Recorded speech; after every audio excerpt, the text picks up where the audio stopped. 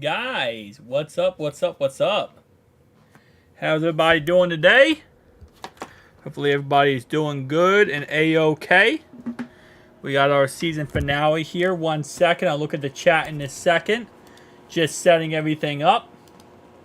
What's up, guys? What's up? Let me actually turn on my lights in my bedroom. Who day, guys? Who day? I'll look at the chat in a second.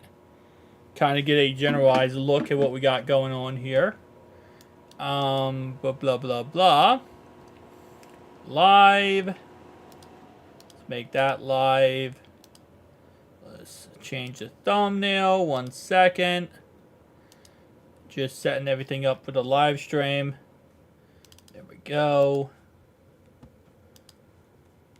Bam. How you guys doing? Welcome to the live stream. I'll look in the chat in 1 second. Setting everything up currently. It's going to be our season finale. The game does not start till 8 o'clock. So we got a little bit of time before we got this game kicking off. Let me do that. What's up? Next up for life. What's up, man? What's good? Nativan. What's good, my Cincinnati peeps? Who day from Zona. Just got off work. Nice. Well, we got an awesome game here tonight versus the Indianapolis Colts in our final preseason game. It's going to be a little crazy because the fact that we don't have any starters in. We have all of our backups in. Based on what Colts fans have told me very interestingly, is that they are starting their starters, and they've been very vocal about that because they're going to kick our butts because of the comments our players made about them. Which, I'm not going to lie, Geno Stone, Von Bell, and a couple other guys definitely on our defense did not talk very fondly of the Colts starting offense. Which, it happens, you know.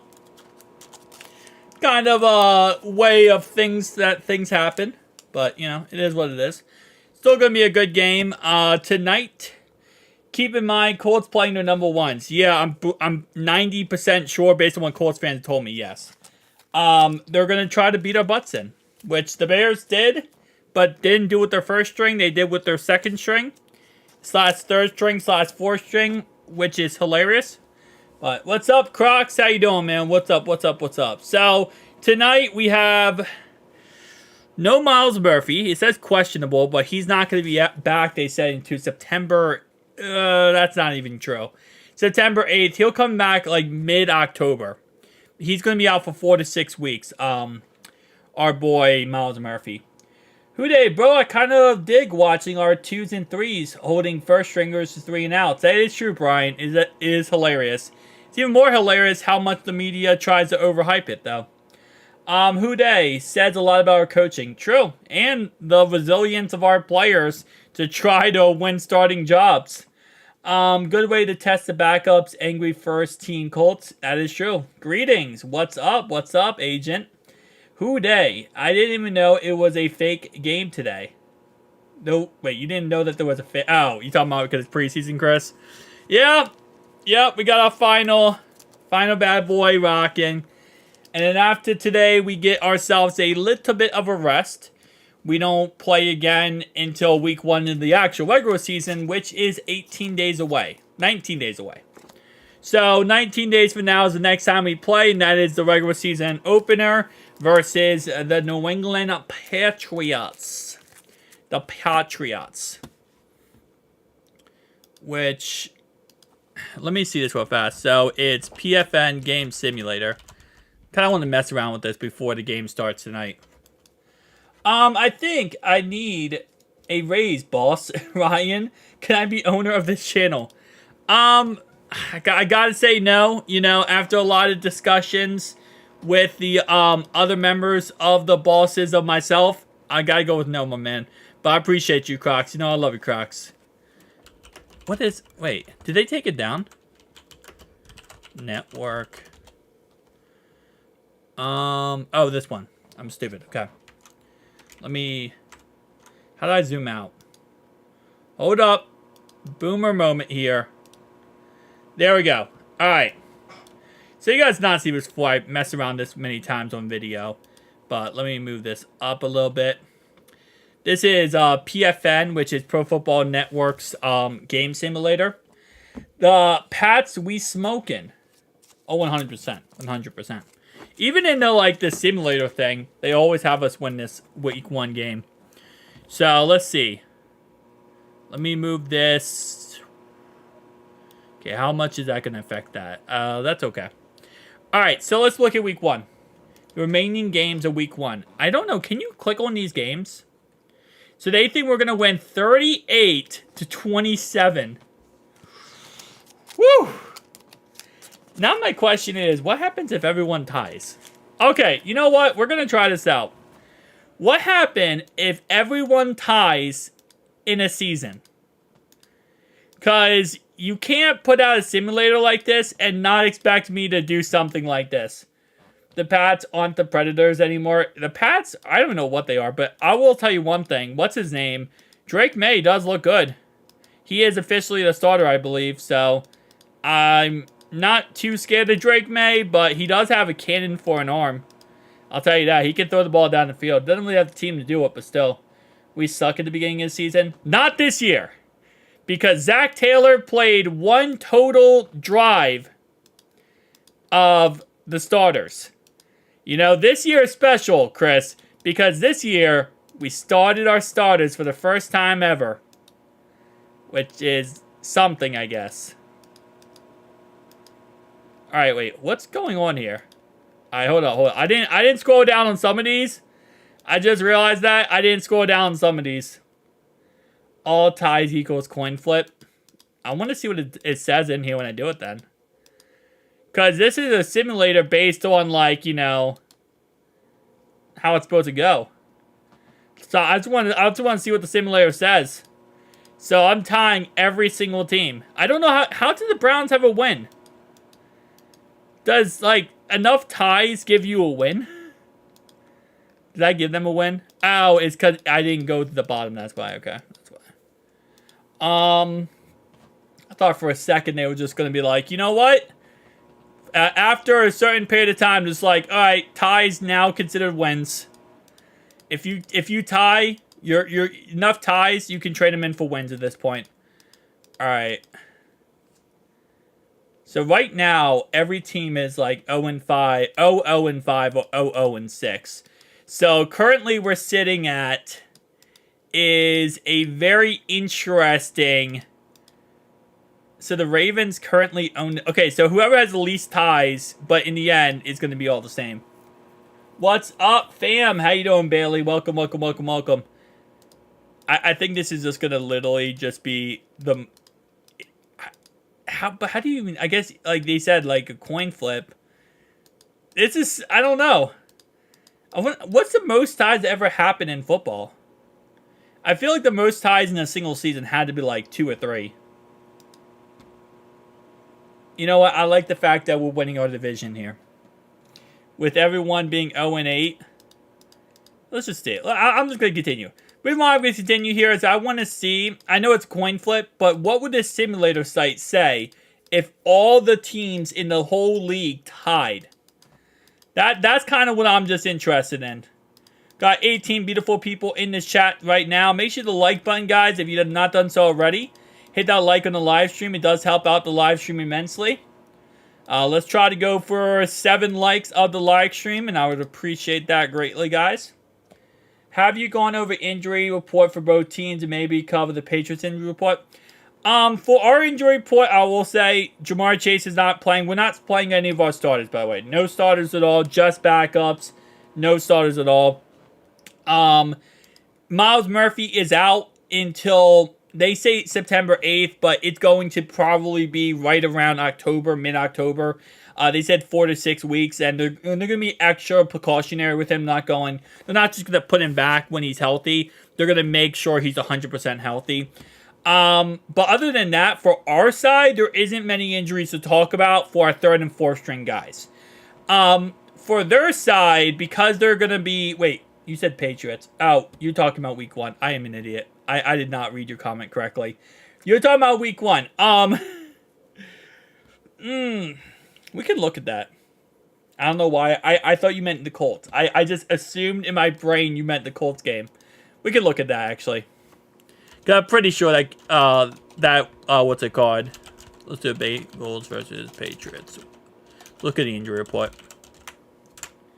Because I'm pretty sure it's just going to end up being that it's just going to choose a random team who ties there. All right, September 8th. Let's look at this. So let's go full injury report here for their side. So they're starting Drake May, it looks like, in the end here. Let's move this to the left. Right, there we go. Bam. Where is New England? Right here. So they have the offensive tackle, Tyrone Wheatley, on IR. So obviously he's not going to be playing in that game. We got Marty, who's their safety, who's questionable. I don't think any of these guys are starters. Jaquan Jackson, wide receiver, IR, okay. Hunter Henry, he is currently questionable for this upcoming game for us week 1. Coach Rod Mayo expects Henry undisclosed and the Patriots' other starting tight end to be ready to go for the first game. Okay. So he's probably going to play Mitchell Wilcox. Oh! Okay, so in the concept, Chris, that Chase does not play and sits out the season, I believe Yoshi will be our outside receiver to replace Jamar Chase, not Jermaine Burton. I believe it's going to be Yoshi as our outside receiver. On the other side, it will be T. Higgins. And I think at that point, we would probably put Jermaine Burton in the slot, or we're going to put Trenton Irwin in the slot to start off the season. It's very possible that we do a rotation with Jermaine Burton and Yoshi, but I do not believe it would just be Jermaine Burton's job on the outside, because Yoshi has shown he's a really good outside receiver. I know we're trying to utilize him in the slot. He's been taking a lot of reps in the slot. I think that they would go to whoever is the best option on the outside if Chase did sit, and it would probably be, I don't think he'll sit out the season. I think at most he'd sit out as 8 games, because then the season wouldn't count. But I think they would utilize probably Yoshi on the outside, but probably maybe a rotation. Very possible they do a rotation. Cole Strange is out for our game. That is a starting guard. I know that for a fact. Linebacker, no one. So they don't really have anyone too crazy out for their side. It's not like anyone too insanely crazy that I'm like actually scared about them not having or happy about them not having. So it looks like their side, as long as no injuries happen from now until then, it's going to be pretty good. For our side, though, we do have a couple question marks. Jamar Chase. Yeah. You remember him?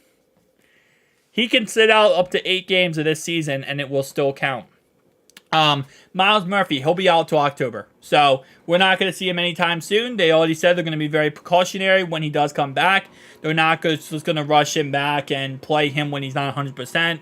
There's really just no reason to. So he'll be out until probably mid-October.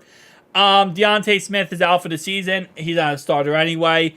For Sam Hubbard recently actually got on the practice field for the first time again.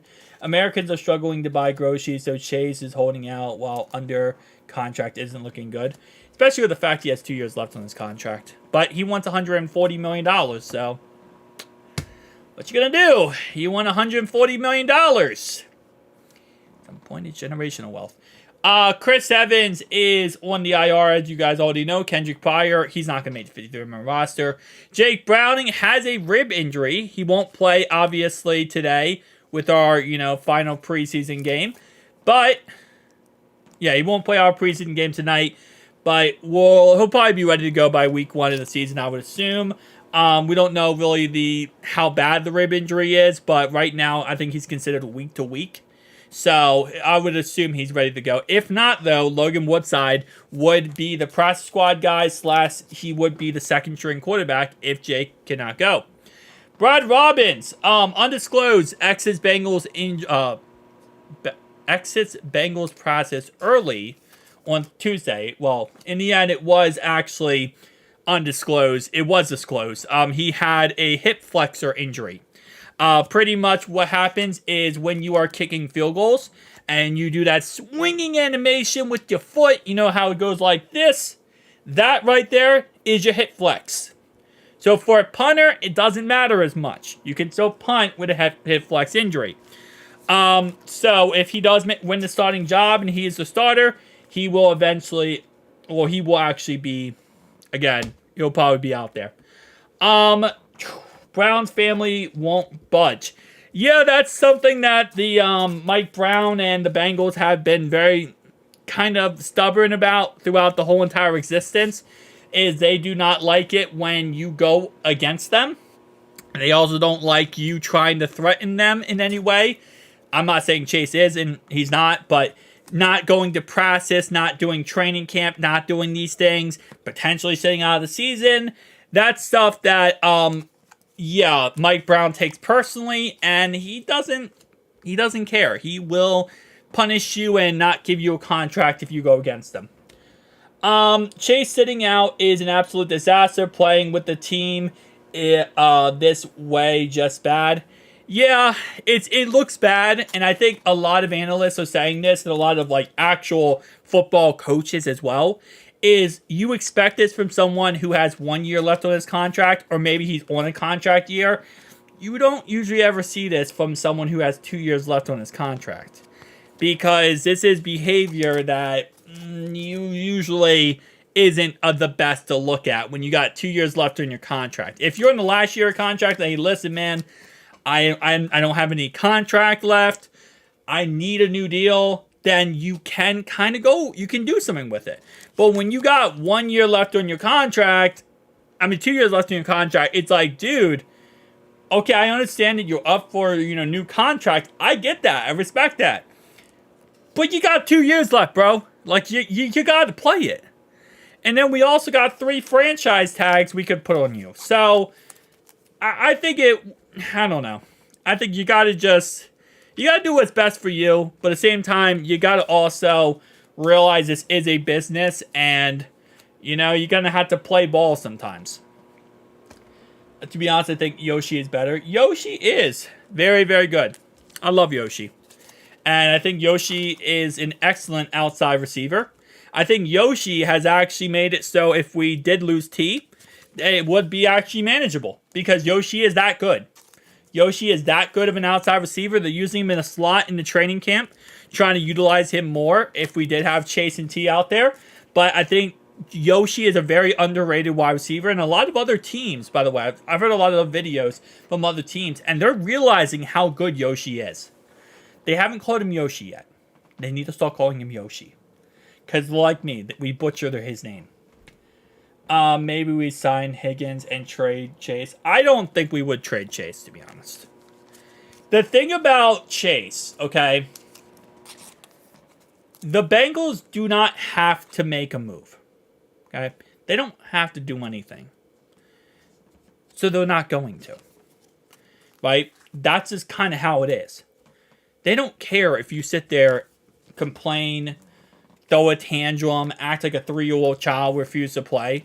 All they're going to do is say, we're going to fine you. And if you don't want to play, then we're going to continue to fine you. And they're just going to let you sit there and throw a tantrum because it doesn't impact them at the end of the day. Yes, it impacts them not having the receiver. But trading away Chase right now and getting draft picks isn't going to help us this season. It isn't. And they're also realizing that he has 2 years left. So all it's going to do is kind of hurt him in the end, in a way. Mike will tank the team. Mike doesn't have much power. He doesn't have much actual power anymore. He's more just a figurehead at this point. So I don't think Mike, it's not 100% on Mike. I think it's more of a principle base that was, has always been how the Bengals operate and work, and it's been like this forever. I read that because Chase made all the pro, avoided a year of his contract. I read that last year, not sure if it's true. If he doesn't play, then his contract, if he doesn't play this season, then next year will be this season. So, let's say, for example, he said, I'm not playing next year. He won't have 1 year left on his contract. He'll have 2 years left next year after this year. Because if he doesn't play, null and void, you got to play the next year, buddy. Katie Blackburn. Oh, you're saying Katie will? I don't think she's tanking the team. I think this is a collective thing, a collective agreement upon the whole entire staff. The one thing of the Bengals, and I think they do a really good job of this, especially after Mike Brown didn't have any more power, is they are really good at working together and being very communicative together and kind of agreeing together. And I think that's kind of what it is. Will Jermaine Burton learn the playbook? We are deep at wide receiver. 100%, Chris. Jermaine Burton is an absolute animal. He's an absolute monster. And not only, I mean, he's a great outside receiver. And if we lost T in the end here, if we do lose T, having Yoshi and Jermaine Burton, I mean, that is a very deadly combination. And I'm very excited for those two guys. And I think, honestly, to a certain degree, Jermaine has learned, I would say probably 70% of the playbook. You watch him out there, you watch him run his routes, you watch him, kind of learn the schemes. And not only that, one thing I love about Jermaine Burton, little fanboy here, is the fact that him and Joe have a connection. Him and Joe have a connection already. And it's to a point where if you watch Joe throw the ball to Jermaine Burton, it kind of looks and feels like him throwing the ball to Chase or T. Like, he already has that, on the same page mentality. And maybe it's because Jermaine played at Alabama, and Alabama is known for having an elite level, kind of NFL offense. So, Jermaine's kind of used to that mentality of playing at a high level. But it's a beautiful thing to see him and Joe together. It is a great combo. This is the problem with unicorns. They make you suffer for the sake of the team.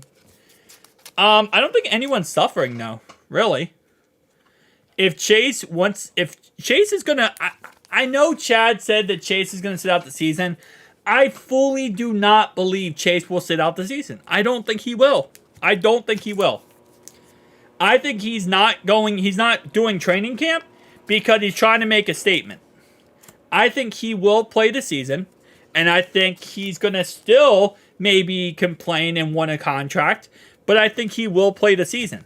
Now, the problem is, here's the problem, right? The Bengals do not work out contracts during the season. They do not, okay? If we get into, next couple weeks and Chase doesn't have a contract, I'm sorry, Chase, but the Bengals don't do that. We don't give contracts during seasons. We don't. So I think Chase understands that, and Chase is just trying to force the hand of the Bengals. The problem is, when you try to force the hands of the Bengals, they do not like playing ball with you. You don't force anything with Cincinnati. You don't. You work with them, you don't force them. And I think that's what he's trying to do. He's just trying to force it because he knows that we don't work out contracts during the season. So he knows if he doesn't get it down now, he'll have to get it done next offseason, and he's just trying to get the money real fast. Has 2 years. Wait. Is Chase hard up for money? I can't afford to buy gasoline. I think he just wants to get paid in case he gets injured. That's really what this comes down to when it comes to players wanting to get paid as soon as possible. Is they want to get paid in case something happens. So, for example, and obviously I would never want this to happen. Hopefully it never does happen. If Chase goes out there and tears something, let's say it's a lifelong injury, right? He can never play football again.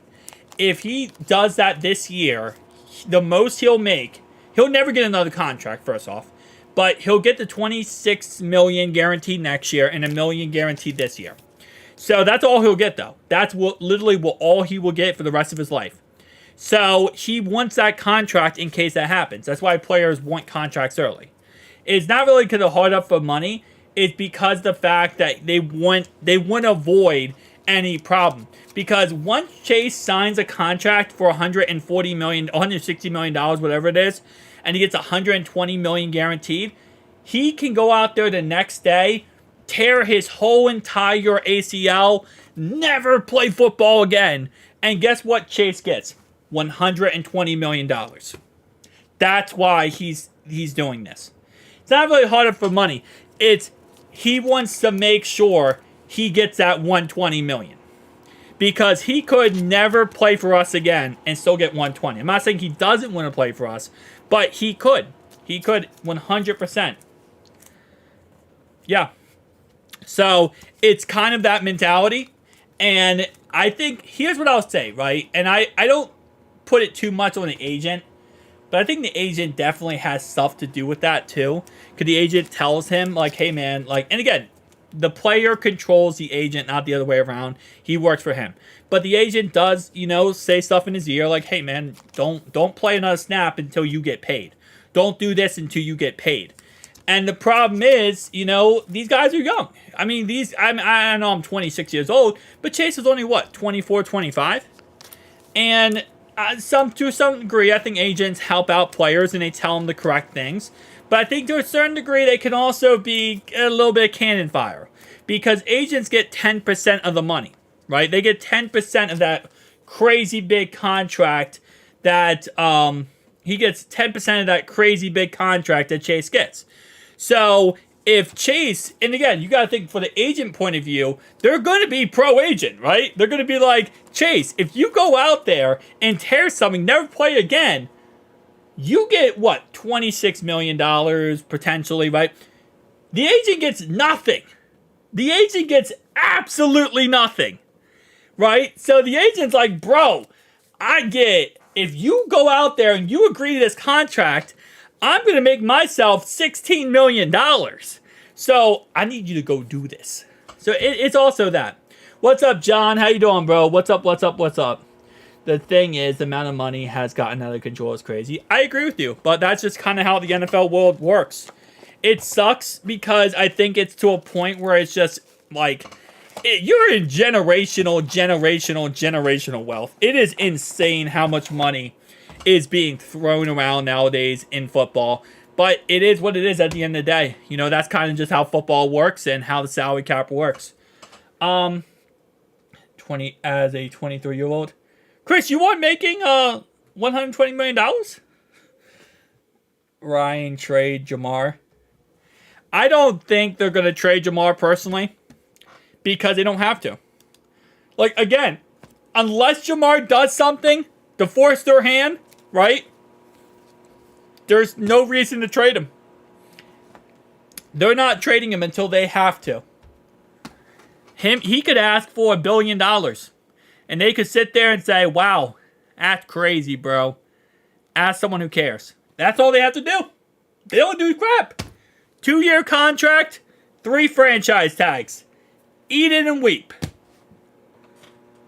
Said he made $30,000 a year. Yeah. Oh, players back then made absolutely nothing. Players back in the old days. Man, where's my blinds here? If you really, players back in the old days, like back in the 70s and 80s, they would have second jobs. Back in the old days, like in the 60s, 70s, 80s, they would have second jobs, players would. They would go play a game, an NFL game, and then go to the grocery store and bag stuff afterwards. It was insane. It was absolutely insane. I believe the talk right now is 160 over 4 years. It's like 160 over 4 years. Which, what's funny? Here's what's funny in the end. We got mad at T, but T wanted Michael Pittman's deal, right? Which is $20 million per year over a 4-year period. That's like the long and short of his deal, right? 4 years, $20 million each. It's an $80 million deal. We don't know if he fully wants it guaranteed. I'm gonna guess he fully wants it guaranteed. But it's not that outrageous of a deal, okay? That's not like, hey, you're breaking the bank, okay? We're not talking about $100 million plus dollars. T's contract that he's asking for, I honestly, if T ain't getting the contract he's asking for, and he's not asking for crazy, ridiculous money, he's asking for a pretty realistic contract because Michael Pittman got the same thing, and in reality, it's really not that insane. If he can't get his contract he wants, I don't know why Chase thinks he's getting 160. If T can't get what he wants and he's asking for a reasonable $20 million a year contract, that is like, I don't know what Chase thinks. Chase is not getting what Chase wants if T can't get what he wants and T's not asking for ridiculous money. T's asking for a lot, but he's not asking for anything that is considered ridiculous or to a point where it's insane. It's not. T's contract he's asking for is pretty reasonable.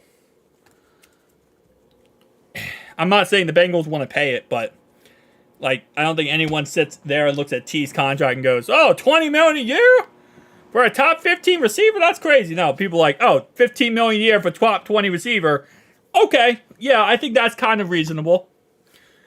Now, when you look at $40 million a year for a top 5 receiver, that's a lot of money.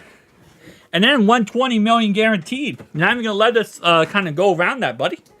We need to work your contract around, be more team friendly if you want that money. We can't give you it if you gotta work with us. Work with us, not against us. I don't know. We'll see though. I'm still kind of on the fence about it. It's a lot of money. It's a lot of money. But if Chase wants to work with us when his contract in a year is up, 2 years, excuse me, then maybe. It's just, again, it's... And then I'm just going to pull this up real fast because the game is about to start, guys. We are about to have the football game start. But before I start this football game, I do want to talk about something that's very important that I don't think a lot of people are talking about. And if I go to cap space, okay, let me go to Cincinnati Bengals. 2025. Is this the... No, this is not the thing. Let me pull up... Is it contracts? No, it's not under that. It's under... I thought it was on the cap space. Maybe not. Teams, players search, cap flow. Let me see what it's under. Career earnings. 1 second. Oh, I think it's under this. It's not under this. Okay. I don't know why. I guess maybe I go teams. But anyway, my point is, there's a lot of players whose contracts are coming up. And they're going to need new contracts on our squad. Calculator, that's it. Like, that's another big problem here. Is that, you know, you give Chase all that money with 2 years left, you're not able to pay certain players. Look at this. This is our list of players, guys. Von Bell, T. Higgins, Mike Hilton, B.J. Hill, Mike Gesicki. Obviously, we'll probably not bring him back. We might. Who knows? I think I speak of all since he's saying we should just trade. I'll tell you one thing. Nexa, 100%. Chase is worth so much more than 2 first-round picks, my guy. Chase is worth Tyreek Hill trade value. I think we would get a lot more for Chase than 2 first-round picks. Chase was up week 1. Honestly, I'd rather see Chase get paid. Yeah, I think Chase will 100% suit up week 1. I don't think there's any reason why he wouldn't. He's just trying to force the hand before the season starts. That's all he's trying to do. And I get it. That's a part of the game. This is a part of the business, man. This is the part of the business. Andrew Whitworth. I love him. Nice to see Andrew Whitworth again. Nice to see him looking and doing good. All right. But he will 100% will. But the problem is, these are all guys that we need. First off, why is he still on the contract?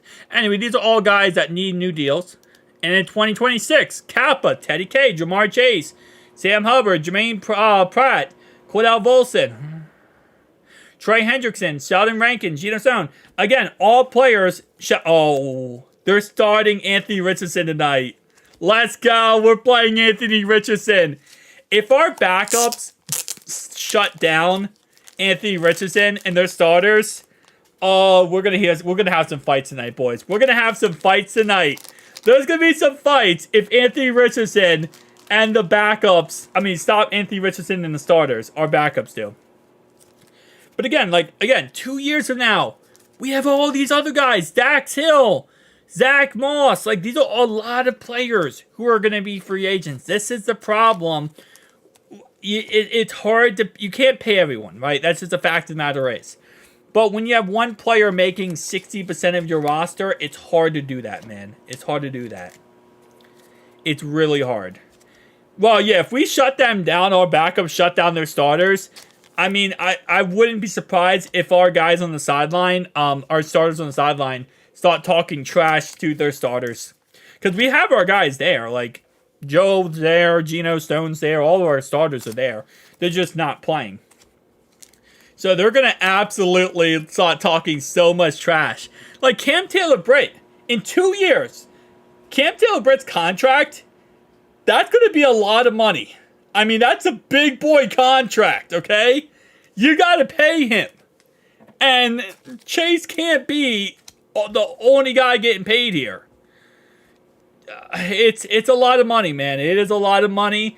And that's why it's easier when players kind of work with us and not against us when it comes to contract negotiations. I get it. He deserves his money. I respect that. But, dude, you can't be 60% of the freaking roster. You're 60% of the salary cap. That's a problem. Like right now, Joe Burrow, $46.25 million next year. That's not bad. For a quarterback, that's not bad. The sad part is we're going to get to a point where we're saying that for a wide receiver as well. $46 million for a receiver? That's not bad. That's pretty even. Can you imagine being a running back in the NFL? Running backs in the NFL, man. They sitting there like, they're trying to get 10, 11 million. And I think what's happening with the receiver market is teams are so scared that the receiving market and how crazy the money is exploding. They're scared that's going to happen to every other position group. Every other positional group. And I think what's happening here is because they are scared of that happening, they don't want to pay running backs either. Now, running backs also, people don't consider to have much value. You can always draft a running back in the 7th round, ride him till the wheels fall off, and then kind of keep going, repeat. It's what the Chiefs did with Isaiah Pacheco. But I think there is also a certain area or a certain, concept where teams are like, ooh, if we let this, they already let the receiver market explode, okay? Justin Jefferson just got paid bag $35 million a year. They know if they keep that principle going and they keep allowing that to happen, you're just going to see it happen continuously for other positions too. And it's going to be out of control. And eventually we're going to be paying every single player in the NFL on all 53-man rosters $70 million each.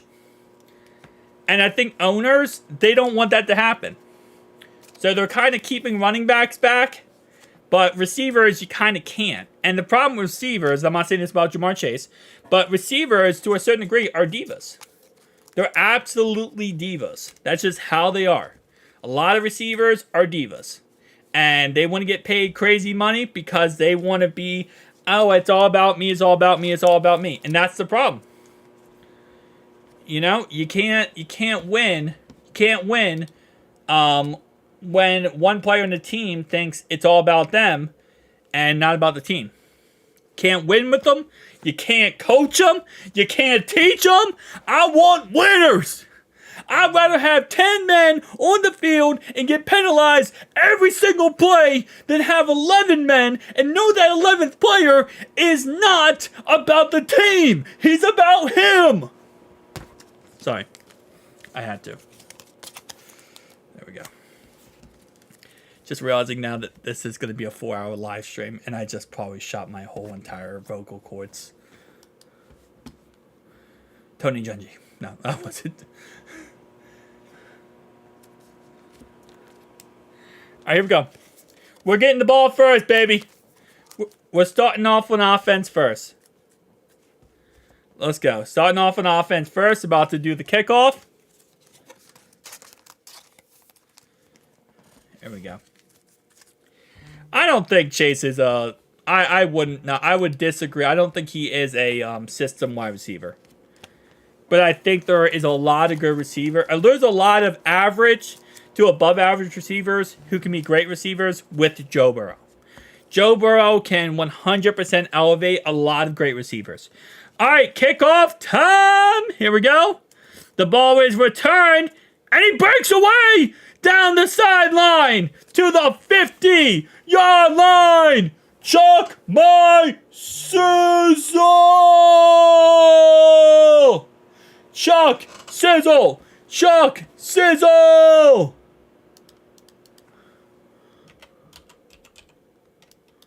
Of course I'm losing it. Hang on.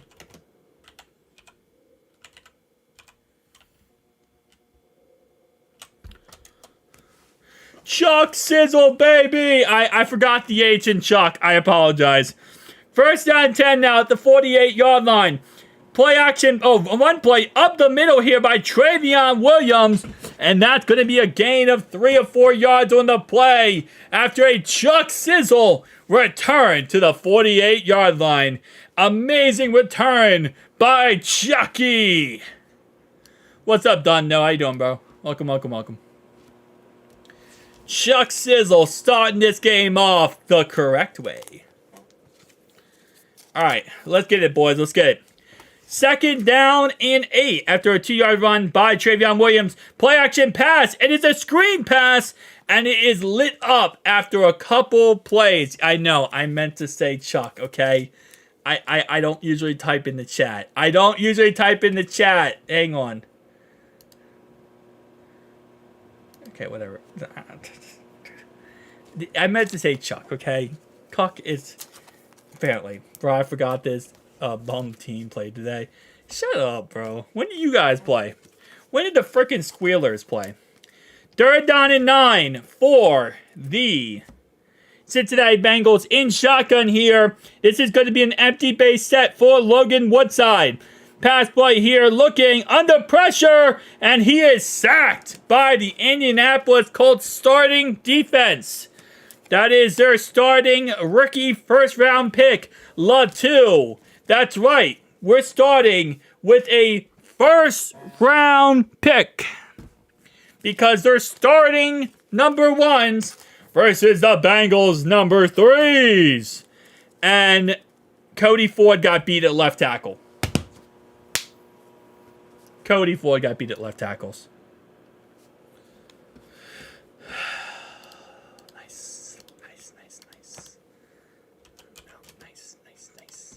Cody Ford, shout out to you. Shout out to Cody Ford. All right, here comes Anthony Richardson. Anthony Richardson. Let's go, baby. Let's go. 3 and out. 3 and out.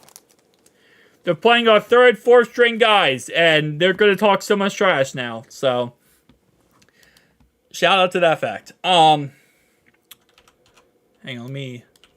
I saw something interesting today. I want to pull it up. And I think Dunno, this is perfect for Dunno. Alright. First down and 10 is going to be a play action pass. Richardson across the middle. And it is caught by Alan Pierce. Alan Pierce. On the play. Caught across the middle. And... that is, let's see, who was that on? That was a 142, Alan George. Alan George got beat. I don't think Alan George is going to make the team. But, hey, at least they got their catch. That's more than Anthony Richardson did in practice, a joint practice versus us, with our number 1s out there. Where is this thing? I just saw it today.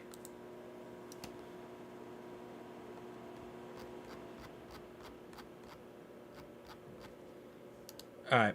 Let me pull up the chat.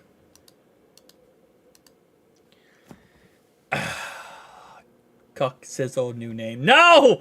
No, we're not doing that. Who's starting quarterback? Our starting quarterback is Logan Woodside. He's a third string who's never played football in the NFL before.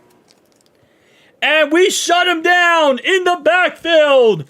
And that's going to bring up a humongous play right there by the Bengals defense. That's right, the Bengals third string defense.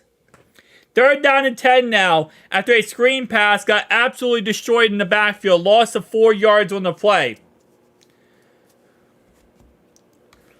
And no, we're not calling him Cuck Sizzle anymore, bro. That was a mistake. I forgot the H. Got the ace on the chuck. All right, here we go. 3rd down and 10 for the Colts. In shotgun here. Pass play, quick pass, and it is caught. And that's going to be a first down by Allen Pierce. We keep getting beat by the white guy. Why do we keep getting beat by the white guy?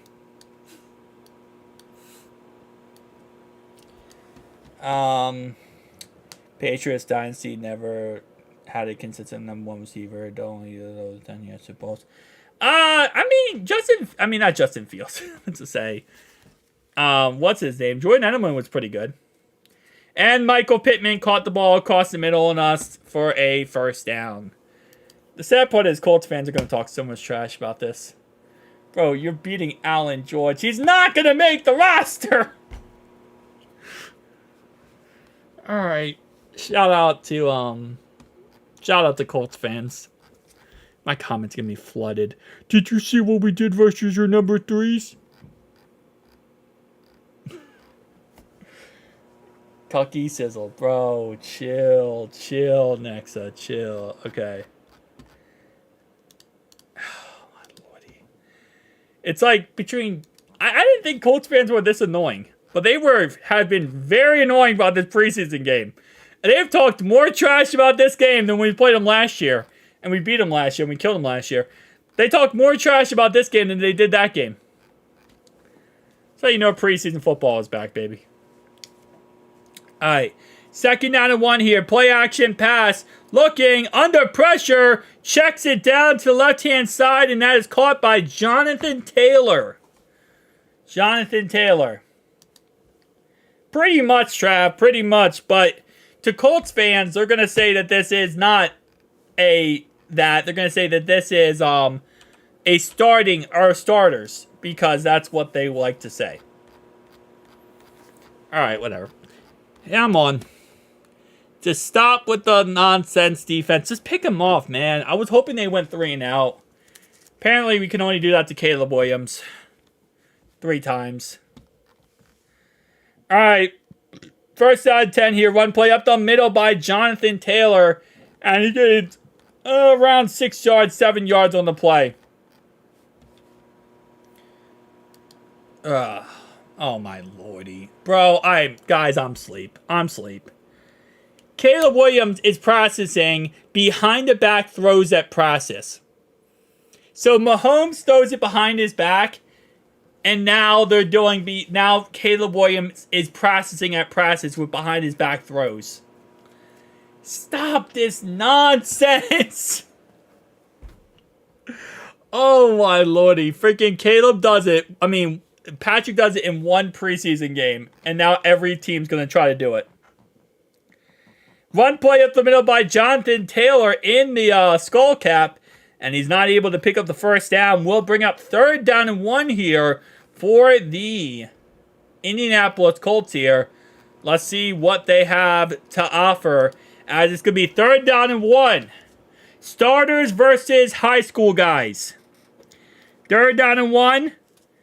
And it's a run play by Jonathan Taylor, and Jonathan Taylor gets a first down.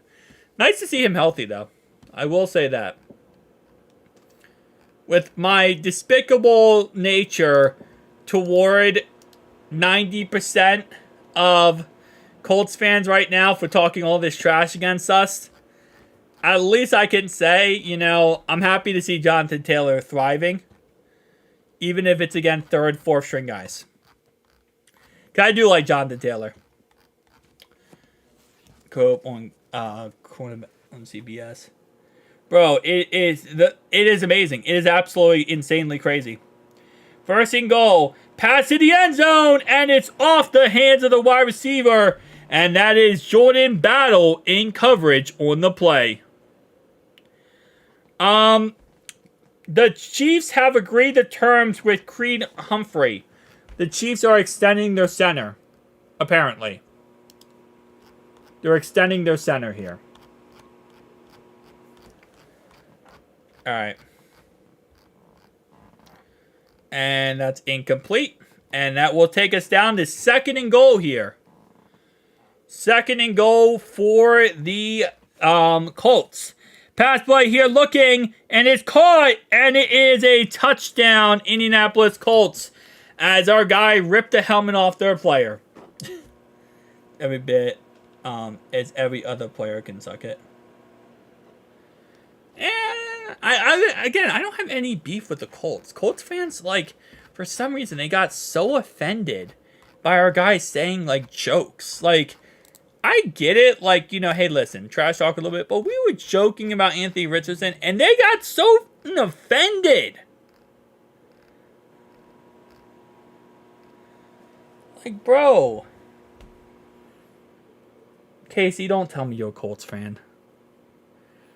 That was easy. Against a third and fourth string defense. I would hope so. That's what I thought was so funny. A Colts fan said they're going to beat us. I'm like, you guys should be destroying us. This is a third and fourth string players. Praise RPOs and stuff about Mixon's.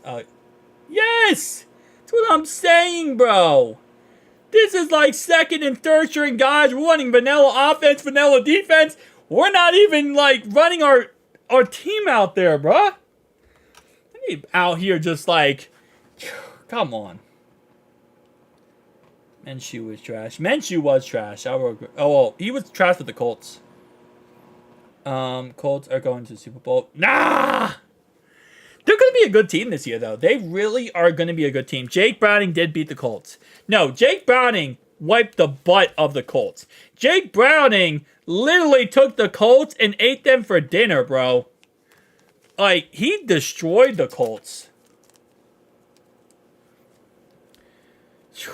Jake Browning did a number to the Colts.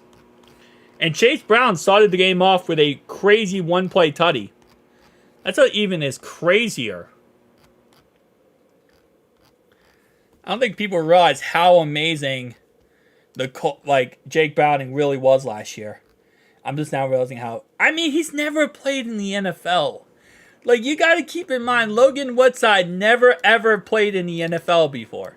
Like, he was a college quarterback, you know. You got to give him some, like, understanding of that. Hey, Dunno, you still here? Let's talk about the Squealers real fast. So far in preseason... I will talk trash about the Steelers all I want here. The Steelers, 13 preseason drives with Russell Wilson or Justin Fields at quarterback. Keep in mind, these are their starters. Punt. Punt. Punt. Punt. Punt. Punt. Punt. Punt. Punt. Missed field goal. Did you forget what I said? Punt. Field goal. 3 points. Good job. Good job. Turnover on downs. Turnover on downs. Turnover on downs. Turnover on downs. Turnover on downs. You get a turnover. You get a turnover. You get a turnover. Creed Humphrey got $72 million over 4 years. Wow. Nice. By the way, I'm a Bengals fourth string practice squad quarterback. Zach told me I deposited the checks at the bank, and I got you, fam. LOL. You are the Bengals fourth string practice squad. Are you actually? Wait, we don't have a fourth string practice squad quarterback. What are you talking about, bro? That was AJ McCarron. Fake, fake, fake. Come on, Dunn. Accept your reality. Accept your reality, Dunn. You guys are going through it, man. I get it. Hey, listen. You guys went from Ben to now a new quarterback. Okay? You went from Ben to this. And now they're showing off Joe Burrow's injury in his wrist and his ligament that he tore. Steelers are going to have an interesting season.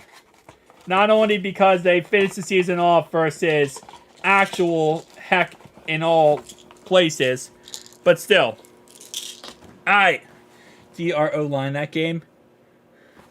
Your O-line's supposed to be better.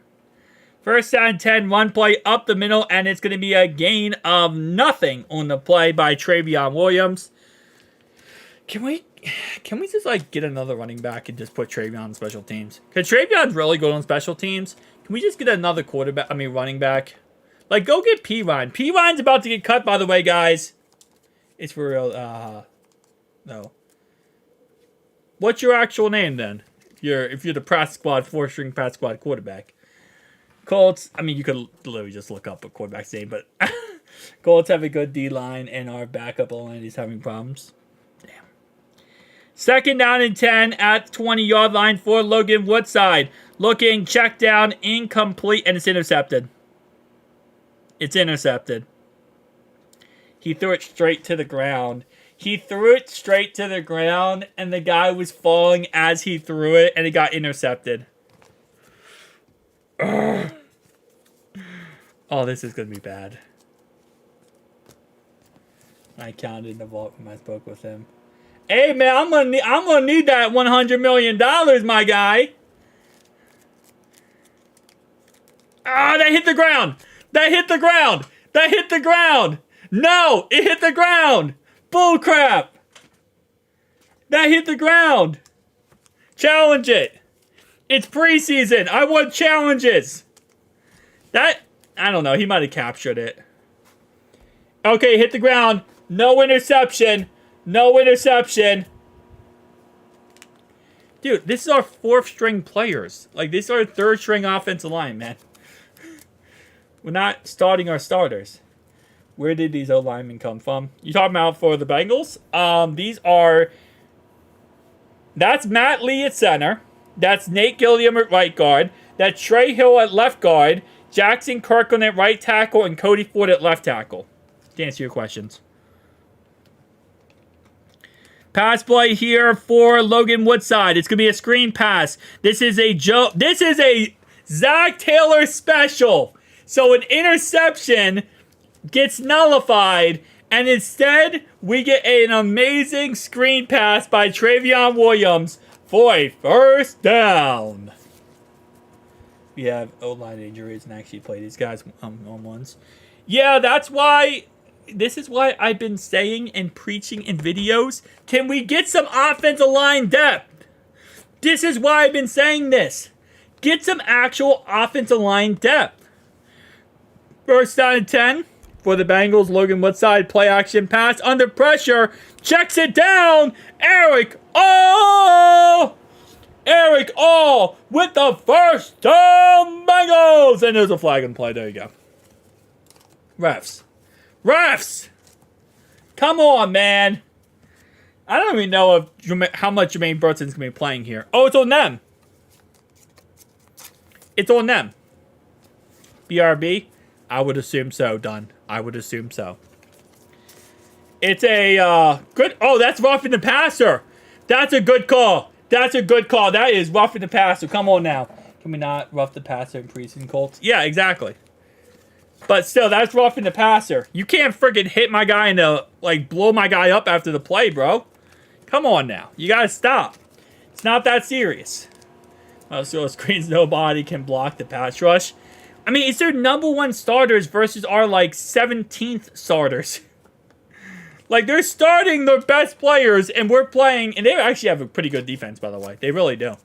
And we're playing our backups for our backups, man. It's just, it is what it is. Go Bengals, man. What's up, guys? Well, how you doing? Can he throw? Logan Woodside, he's better than Rocky Lombardi throwing the ball, but he also doesn't really have receivers out there that are that good, and the line isn't also that good, so kinda. A little bit. Just a little bit. Just a little bit of offensive line play. All right, come on. Second down and 9. Logan Woodside in shotgun. Halfback in the backfield. Catch. And that is made by Jermaine Burton. Jermaine Burton. Let's go, baby. He should have been number 3. I am petitioning to say that Jermaine Burton should be number 3. All that just to gain back the initial yards we had. Was that an audible by Logan Woodside? I think it was. Nate. I think it was. He's learning. They're giving him more control. Third down and 9 here. at the 44-yard line of the Colts. Pass play here. Looking. Throws. Down the field. P.I. P.I. That's pass interference. Hey. Let me see. Let me watch that back. See, if I was a ref, I would have called that already. But I'd be like, hey, let me watch back the play. That's a lot of contact. He's taking out his left leg. He's taking out his left arm, though. He took out his left arm. You can't do that. You can't put your arm across someone's body and take out their left arm. That's pass interference.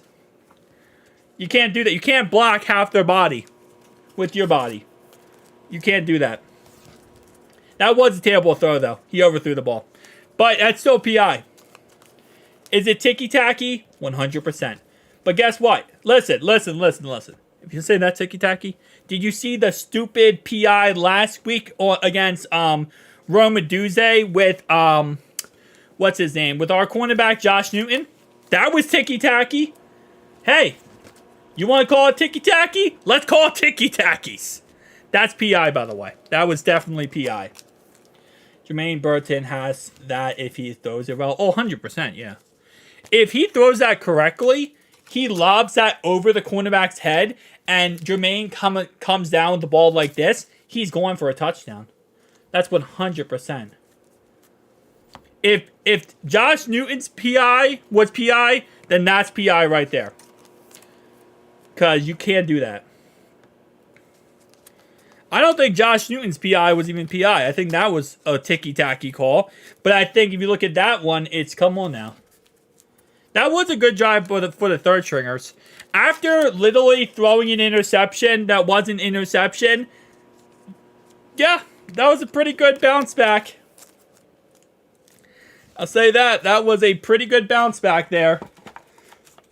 After a PI was not called a PI. I mean, you know what I like, though? That's something I really do like, is I like that they're going deep. You know, and that's something that I feel like they could be a little bit, you know, kind of more, like, kind of crazy about it.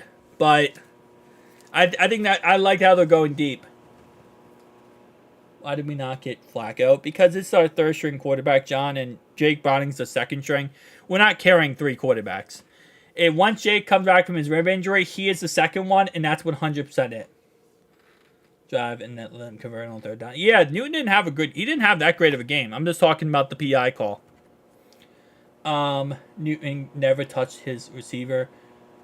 Yeah, that's what I'm saying. But again, Keith, you gotta remember one thing. Refs look at things in the moment, right? They react to it as the play is going on. So if they're going to, a lot of times that happens, they'll call penalties like that. You can't challenge PI calls anymore. You can no longer challenge PI calls. So they're going to call that, and they're going to do that. Like, they're going to call those penalties. It is what it is at the end of the day. That's just kind of how it works. They're going to call those things. So you just got to have to accept it and just kind of go with it. And if that's the case, then I want you to call it every single time, even when it's for us. All right. First down 10 here. Play action pass for Anthony Richardson. Under pressure throws. And it's incomplete off the hands. Play made by Moa. And look at that, baby. Look at that, baby. He's making plays already. 5 and 12 without Chase. That's crazy. Talk, brother. You talking to me? I know you're talking about 5 and 6. I'm talking about there. Second out of 10 for the Colts in shotgun here. Pass play here. Anthony Richardson throws, and it's a pick six. Jordan Battle. Let's go. Jordan Battle. Pick six. Let's go, baby. Let's go.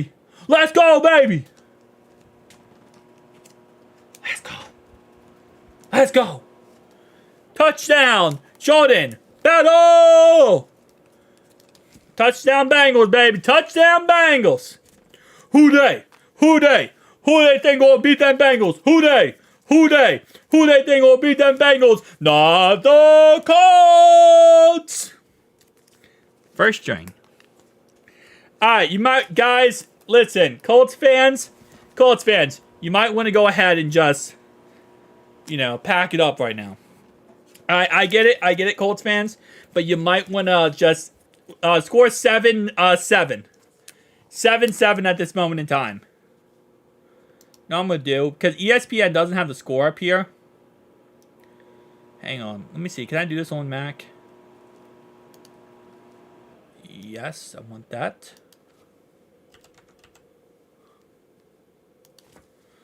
One sec. And Colts.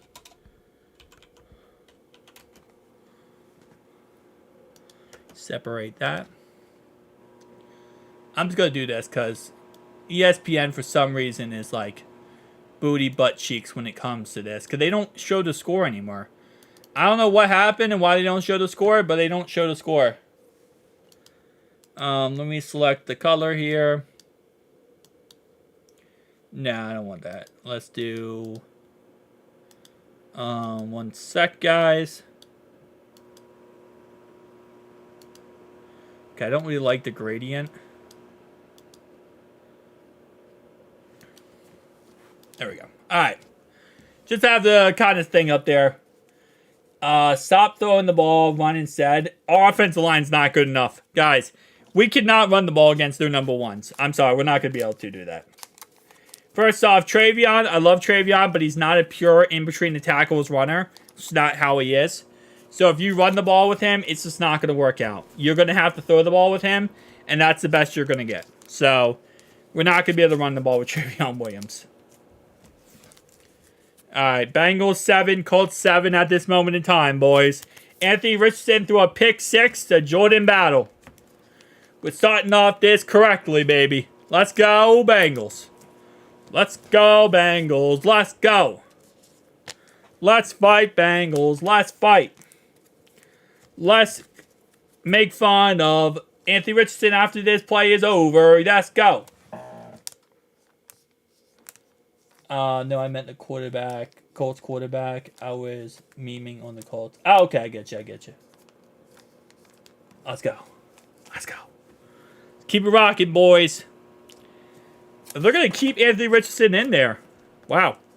You know what's funny is the amount of crap that the Colts fans were going to talk about the fact they went right down the field on us. And now they threw a pick 6. And it's all Anthony Richardson's fault. So you kind of can't crap on us. Because it's like, hey, bro, our third string defense got the pick 6.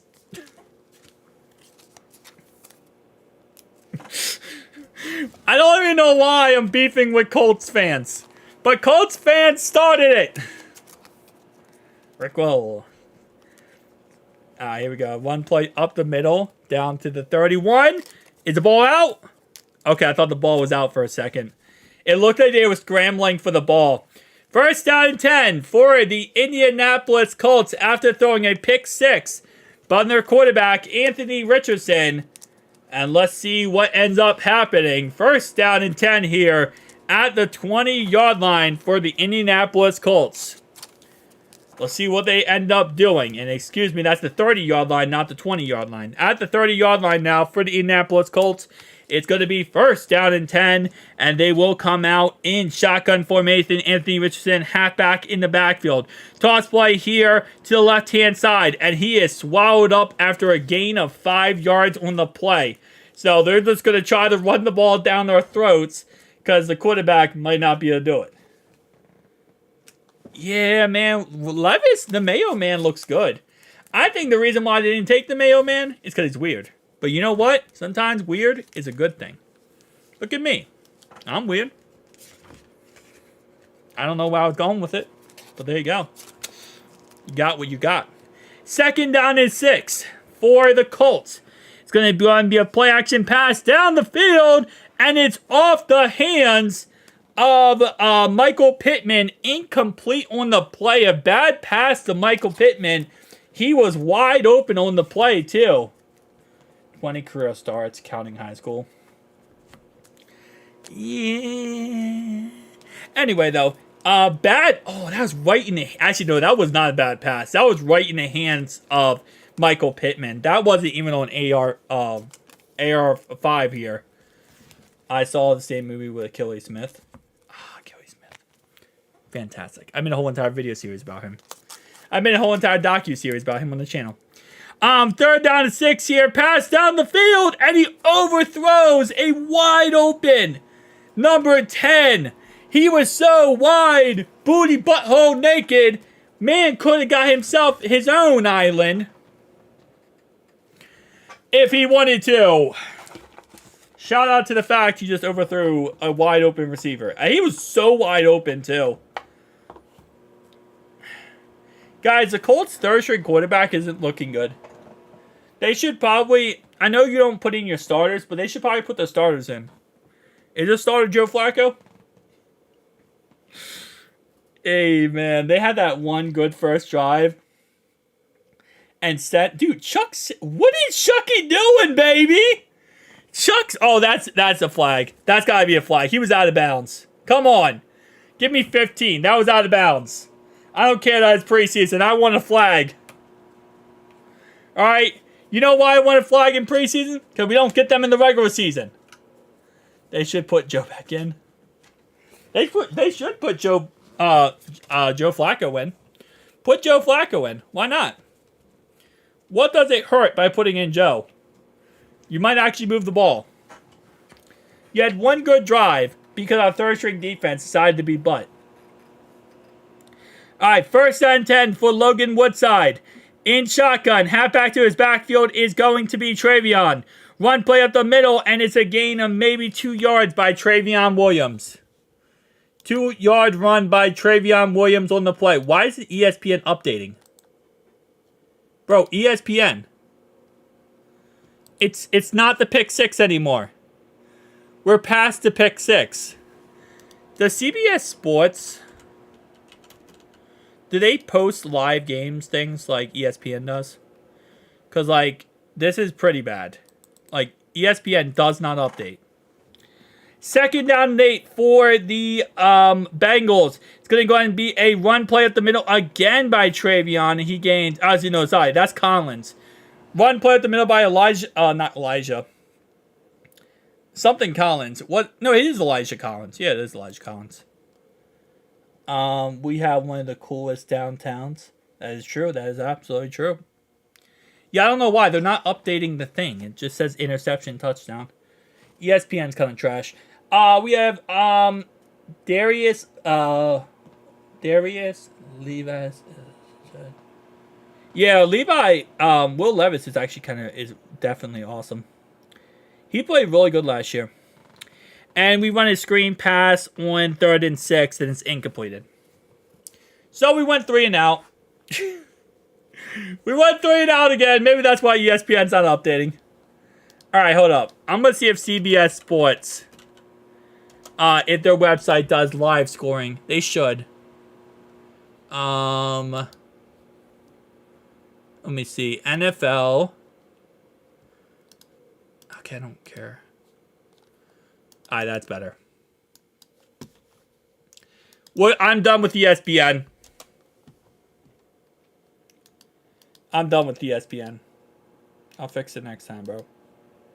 I'm not going to fix it next time, by the way, but... Hold up. Don't show the actual game. Okay, how do I do this? Okay, hold up. How do I actually do this? Thought I could just click on the game. Okay. I'm a boomer now.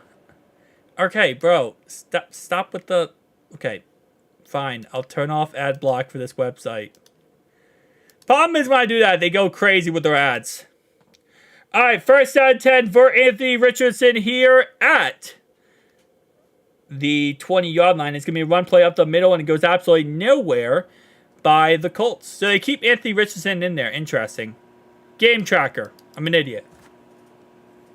Here we go. Wait, what? No, I clicked on game tracker. Load. Okay, there we go. The website is fighting demons, guys. I don't have to have the text thing up anymore, actually. Hang on. Let me just move this around. There we go. All right, don't have to have text thing up. Dude, apparently I'm a boomer. I don't know. What size our backup lines are struggling. Our line can't hold. That's why he's calling screens. I know. Nothing's working for us right now. Against their starters, nothing's working. That's pretty much it. Yeah, dude, freaking... He is a beast. 100% a beast. I don't know. I'm excited for that. How many times... Oh, yeah. Okay. You already read that, yeah. Yeah, we're calling screens because literally we can't do anything else. Like, our O-line is absolutely trash versus our starters. And our backups... I mean, our running back... We don't really have that good of a running back, Trevion Williams, in. He's not crazy insane. He's good, but he's not crazy insane. And outside of that, like, we don't really have crazy receivers in. We have Jermaine Burton's our best guy. This is the problem with playing all your backups. But this is part of the preseason, man. Because guess what? A lot of people are going to get cut after tonight because of this. There's going to be a lot of cuts because of this, man. All right, so first thing I want to do here is I want to take this off. Okay. And can I zoom this out? There we go. Move that down. That's a lot better. All right. That is so much better. Colts going to lose the division. Yeah, probably to the Texans. The Texans are good, man. The Texans are going to win that division.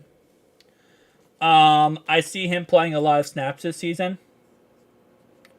I think this year, he'll be a rotational guy. Because you got to keep in mind our starters are Jermaine Pratt. And, actually, now that I think about it, you're actually probably correct. Because Joe Bacci is the guy who we use. Yeah, he'll have rotation. He'll have a lot of rotation. He won't be a starter, but I think he'll get a lot of snaps from being a rotation guy. My city. Fire. Something. Oh, wait. My city is lit. I'm a boomer. I apologize. Skyline Chili, baby. Skyline Chili. I see him. Okay, I already read that. All right, here we go. Anthony Richardson still in at quarterback. And it's going to be a second down and long here. Second down and 19 at the 19-yard line for the Colts. Richardson, play action pass, and he is tackled in the backfield. Our third string defense is doing it again. Dude, our third string defense is destroying them. Our third string guys are destroying them. They had one good drive. And then we just held them 3 and out. We just held them 3 and out after one good drive. Bro, we are, like, listen, our offense is struggling. We are. But we also have third string in. They have their starters in, and our third stringers are destroying them. They try to throw the ball down the field. I mean, see, here's the problem. Richardson also can't complete a pass. Like, they have guys open, but they can't complete a pass to their guy. Bro. How does it feel to be a Colts fan? I don't even know what to... Now I see why Colts fans are so feisty and angry. That was my quarterback. I'd be ticked off too. Third string beats the Chiefs. No cap. Dude, our third string cannot beat the Chiefs. The Chiefs are a good team. Chucky does have a pretty nice return and gained him like a couple yards. But yeah, no, so far this is pretty insane. It's been pretty good so far. I'll say it like that. Alright, here we go. Here we go, boys. Here we go. First and 10 for Logan Woodside. Let's see what he does here. Alright, stop showing Jamar Chase. If he isn't going to play, he isn't going to play. Like, that's just how it works here. I'm more focused on the guys who might play tonight and might be able to do something here. All right, here we go. First down 10 for the Bengals. The respotting the ball. So now we got to show Jamar Chase again. Yeah, I mean, honestly, they looked good last week, Nate. They looked amazing last week versus their starters. So it's kind of crazy, too. They looked amazing last week. They looked great this week. This defense, even the backups of the backups, are looking really freaking good. Like, they're playing great football. Timeout for injury. Who got hurt? Let's see. It doesn't say anything about an injury. I thought that was just respotting the ball. They had to find out where the spot was, correct or not.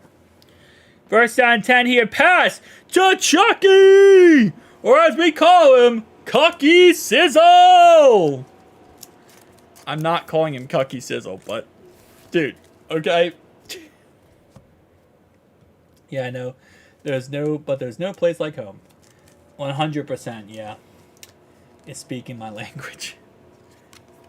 Bro, listen, I see pizza and I see raspberry pie and chocolate chunks, and I am a fat man. You cannot say that in my chat without me wanting to eat that. Okay? Second down 7 here. Pass to Cam Grandy, and Cam Grandy is just short of a first down on second down and mid. That will bring up a third down and 2 here. And let's see what ends up happening. And my guess is, based on what CBS is telling me, it's going to be a 3 and out. When are you getting the new Joe Burrow haircut? Bro, I'm not. I'm not going to get... I'll get a buzz cut, but I'm not dyeing my hair blonde. I can't dye my hair blonde, bro. Unless Joe asks me to. If Joe asks me to, I'll do it. But if he doesn't ask me to, I can't do it. On 3rd and 2... And Logan Woodside throws it like 40 yards down the field. Should have been pass interference call. But we don't call PIs in this game, apparently. Unless it's going to be against the Bengals later on. But, yeah. Pass down the field, not called any PI call or anything. And it's going to be incomplete pass. Intended there for Cedric Jackson.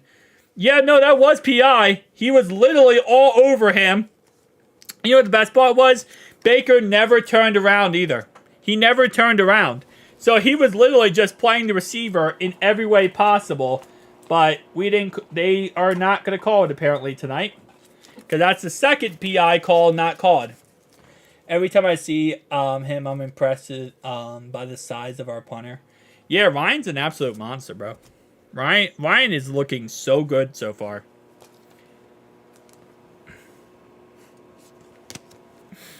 He's looking so good, bro. He's looking so amazing. Yeah, that was a bad punt. I know. Super Bowl W. You will be slim. Firsty. Stoppy. Make it happen. Dude. Crocs, if you ever say that again. If you ever say that again, bro. Come on now. Yeah, it was PI. It was PI, but they're not calling PI tonight, apparently. We're not calling pass interference. I don't know why. But apparently the refs are like, yeah, no, we're just going to let him play. Which, hey, listen. If you're going to let us play tonight, and that's going to be how you do it, let us play. But don't keep that same energy if we do PI, okay? Keep that same energy if we do PI. Playing behind this bad backup offense line, they should call him Logan Backside. Oh, that's a good one, Rick. That's a good one, Rick. They should. But, I mean, overall-wise, it is what it is, man. The sad part is, this is why I've said many times, we need to work on offensive line depth because we need to have players that can actually be successful if we don't have our starters out there if injuries happen. Depth is very important as long as they let us play too. That's what I'm saying. If they want to do it, if they want to call this game where they let us play and they call 0 PIs, awesome. But don't call it when we do it. Because that's not the same energy. Keep the same energy when we hit their guys after the play. Or stop their guys after the play. Alright? You want to keep the same energy? I'm cool with it. Kind of reminds me of... I felt that, Rick. I felt that. My beautiful city. Yes, I love Cincinnati, man. I absolutely freaking love Cincy. Every time you look, especially the nightlight game, is so amazing. Oh, there's Joe Shiesty. There's Slim Shiesty. Hey, honestly, the hair's starting to grow back, too. And it's actually looking pretty good, to be honest. It's actually looking pretty good. It will be injuries, backup line. Yeah, the depth of the offensive line is the problem. I say you got to cut Jackson Carman, okay? Then you got to cut, honestly, probably everyone. Not everyone, I'm joking. You got to keep Matt Lee. You got to keep Jackson Kirkland, kind of mid. Cody Ford, you like him, keep him. But everyone else on the backup offensive line, out the door. And by the way, Trent Brown and Marius Mims, I consider starters, so they're not backups, either of them. But everyone else, out the door. Replace. Who is going to be Bengals running back number 1 after week 1 regular season? Zach Moss. Zach Moss is the starter, and then it's Chase Brown. I would love to say it's Chase Brown, number 1. And I do love Chase Brown, but it is Zach Moss. 100% it's Zach Moss. Okay, I don't care. No, I'm not interested in the cruise. That's why I have ad block. Pass down the field is caught by the Indianapolis Colts Granson. And that's going to be a play of 21 yards on the play. They really know huddling in preseason. Dude, it's like same thing with the Bears. They try so hard here. And Anthony Richardson gets sacked. He fumbles the ball, but is recovered by the Colts on the play. How did they get that back? I have no idea, bro. It's fumbled by the Colts, but they do recover it on the play. Sack made by Blazik. Blazik on the sack, and that's going to be a sack fumble recovered by the Indianapolis Colts, and that will bring up 2nd down and 18 right here. Our D-line is playing, D-line is playing hungry, 100%, yeah. Because these guys want to make the roster. And a lot of these guys right now are on the fritz of making the roster or not. They're kind of on, like, they're very close to making it. So a lot of these guys, they're fighting for their careers here, man.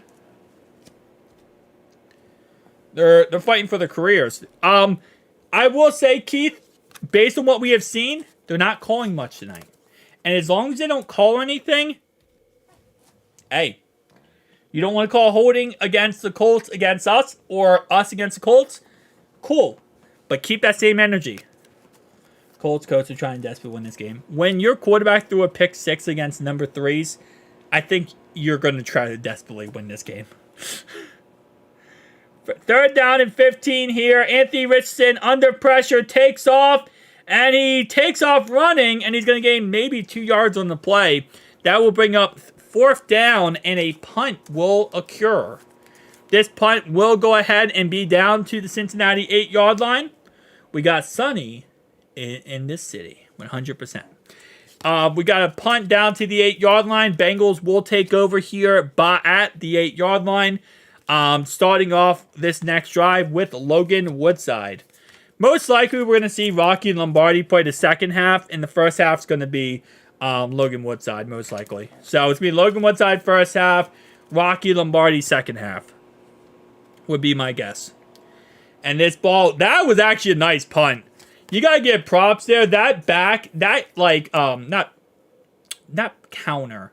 That bounce, like that comeback bounce was amazing right there, actually. That was a really good comeback bounce.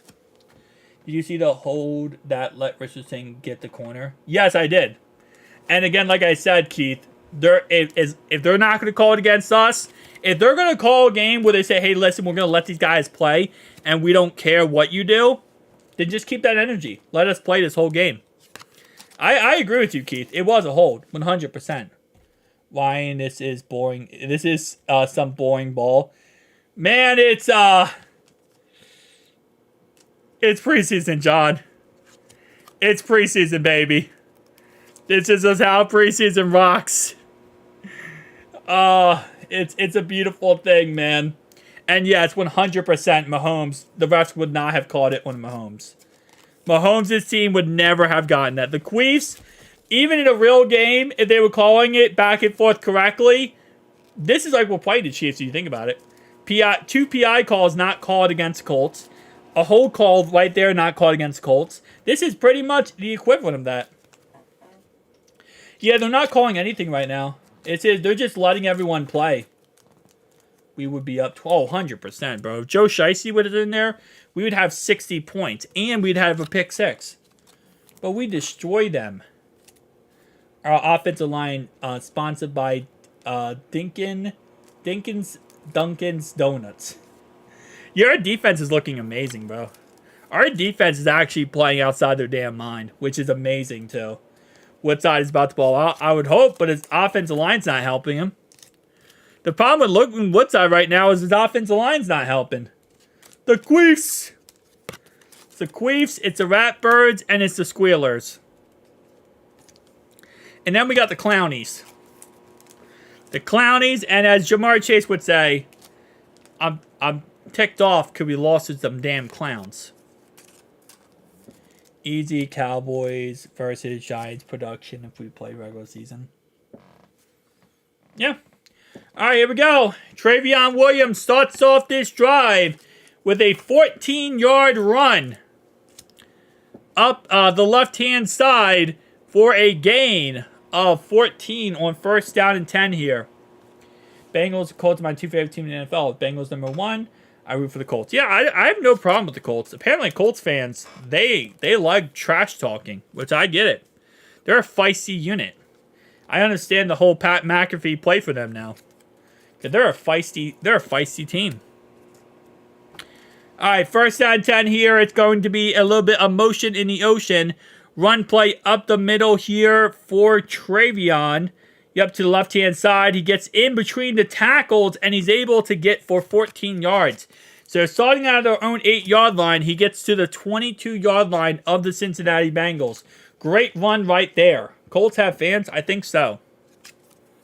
Ironically, when Baltimore left, the Colts left Baltimore, and they went to Indianapolis, there are some Baltimore fans who aren't Ravens fans. I think they are Colts fans because they, at that time period. Womp, womp, womp. Colts fans. Except you, Charles. We cool. Well, he said he's a Bengals fan. He said he's a Bengals fan first, and then he's a Colts fan, right? If this was it would be a Colts have 11. Oh, wait. Charles, are you... No, Charles is not a Colts... yeah, he's a Bengals fan and a Colts fan. So, he's a Bengals fan first. He's a Bengals fan first. Did you say sauce? Bro, get out of here. Get out of here, Dunn. Dunn, get out of here, bro. Williams looking good. Williams is looking good so far. Again, Williams is not bad. He isn't really a premier runner or premier running back. But, like, as a depth piece for a rotation and really good pass blocking, that's why he makes the roster every single year. He's also a lawyer. I don't know if you know that. He taught law classes in Texas last year. He was teaching new lawyers how to be lawyers. Tell me your running back does that. The reason why we call him screens, though, is because the offensive line sucks. Our offensive line's been playing really bad so far. And Travion again! Travion Williams again! Holy crap, Travion! Travion ran for 14 yards and then ran for another 14 yards. And then he lost 5 yards. So technically, he ran for 28 yards in back-to-back plays and then lost 5 yards. So in theory, he actually he only gained 23 yards. So this is going to be a run play. Actually, no, this is a pass play. And yeah, he lost 5 yards on that. Okay, so he caught the ball for a negative 5-yard gain. But then he also gained 28 yards. Bo's cousin with a catch. Hey, there you go. Logan Woodside. Cody Ford at left tackle. Cody Ford was actually pretty good at right tackle, to be honest. He was actually playing pretty good at right tackle. All right. Let's go. 2nd down and 15. I do see it's an 8-yard pass on 2nd and 15 here. And it looks like we are going to get stopped. 2nd down and 15 here. Pass. Call it to the left-hand side. And that's made by Cedric Jackson. I got Bengals tattooed, live or die, Bengals how I ride. But if the Bengals are out of the playoffs and the Colts are red, I root for the Colts. Oh, okay. Nice, nice, nice. All right, here we go, baby. 3rd down and 7. And it's going to be a 1-yard catch by Cole Burgess. And that's going to mean another punt by Ryan. Yeah. I can't wait for regular season football, bro. Gotta throw the ball past the sticks. Let me watch the play. Yeah, I mean... But the problem is, they're not going to give you it past the sticks, you know? The point is, you throw it underneath on a drag route, and you hope the guy can catch it and break a tackle and keep running for a 1st down. It's easier said than done, man. Maybe a 3rd down, you pass the ball for the 1st down. Yeah, but how many times have you seen, like, a guy catches the ball on a drag route, and then he runs for a 1st down?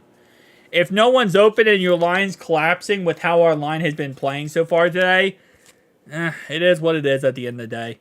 All right, 42-yard punt here by Ryan. And it's taken at the 20-yard line, and they break it out to around the 28-yard line. 10-yard return. Gives up our punters. May have to go in IR for fatigue. Yeah, I mean, Ryan's going to be punting a lot tonight. Because their starters can't do anything, and our backups can't do anything, really. I am the evil Salvation Army. Crocs, you are a crazy man. You are a crazy man, Crocs. You are a crazy man, bro. Make sure to like button, guys, if you are enjoying the live stream. I do appreciate you greatly if you are. Rank who you think are the best quarterbacks in franchise history. Burrow's number 1. Burrow's number 1. Palmer's up there. Ken Anderson is up there. Tell you the worst is Kelly Smith. Especially for the draft capital. Dalton. Boomer Esiason, obviously.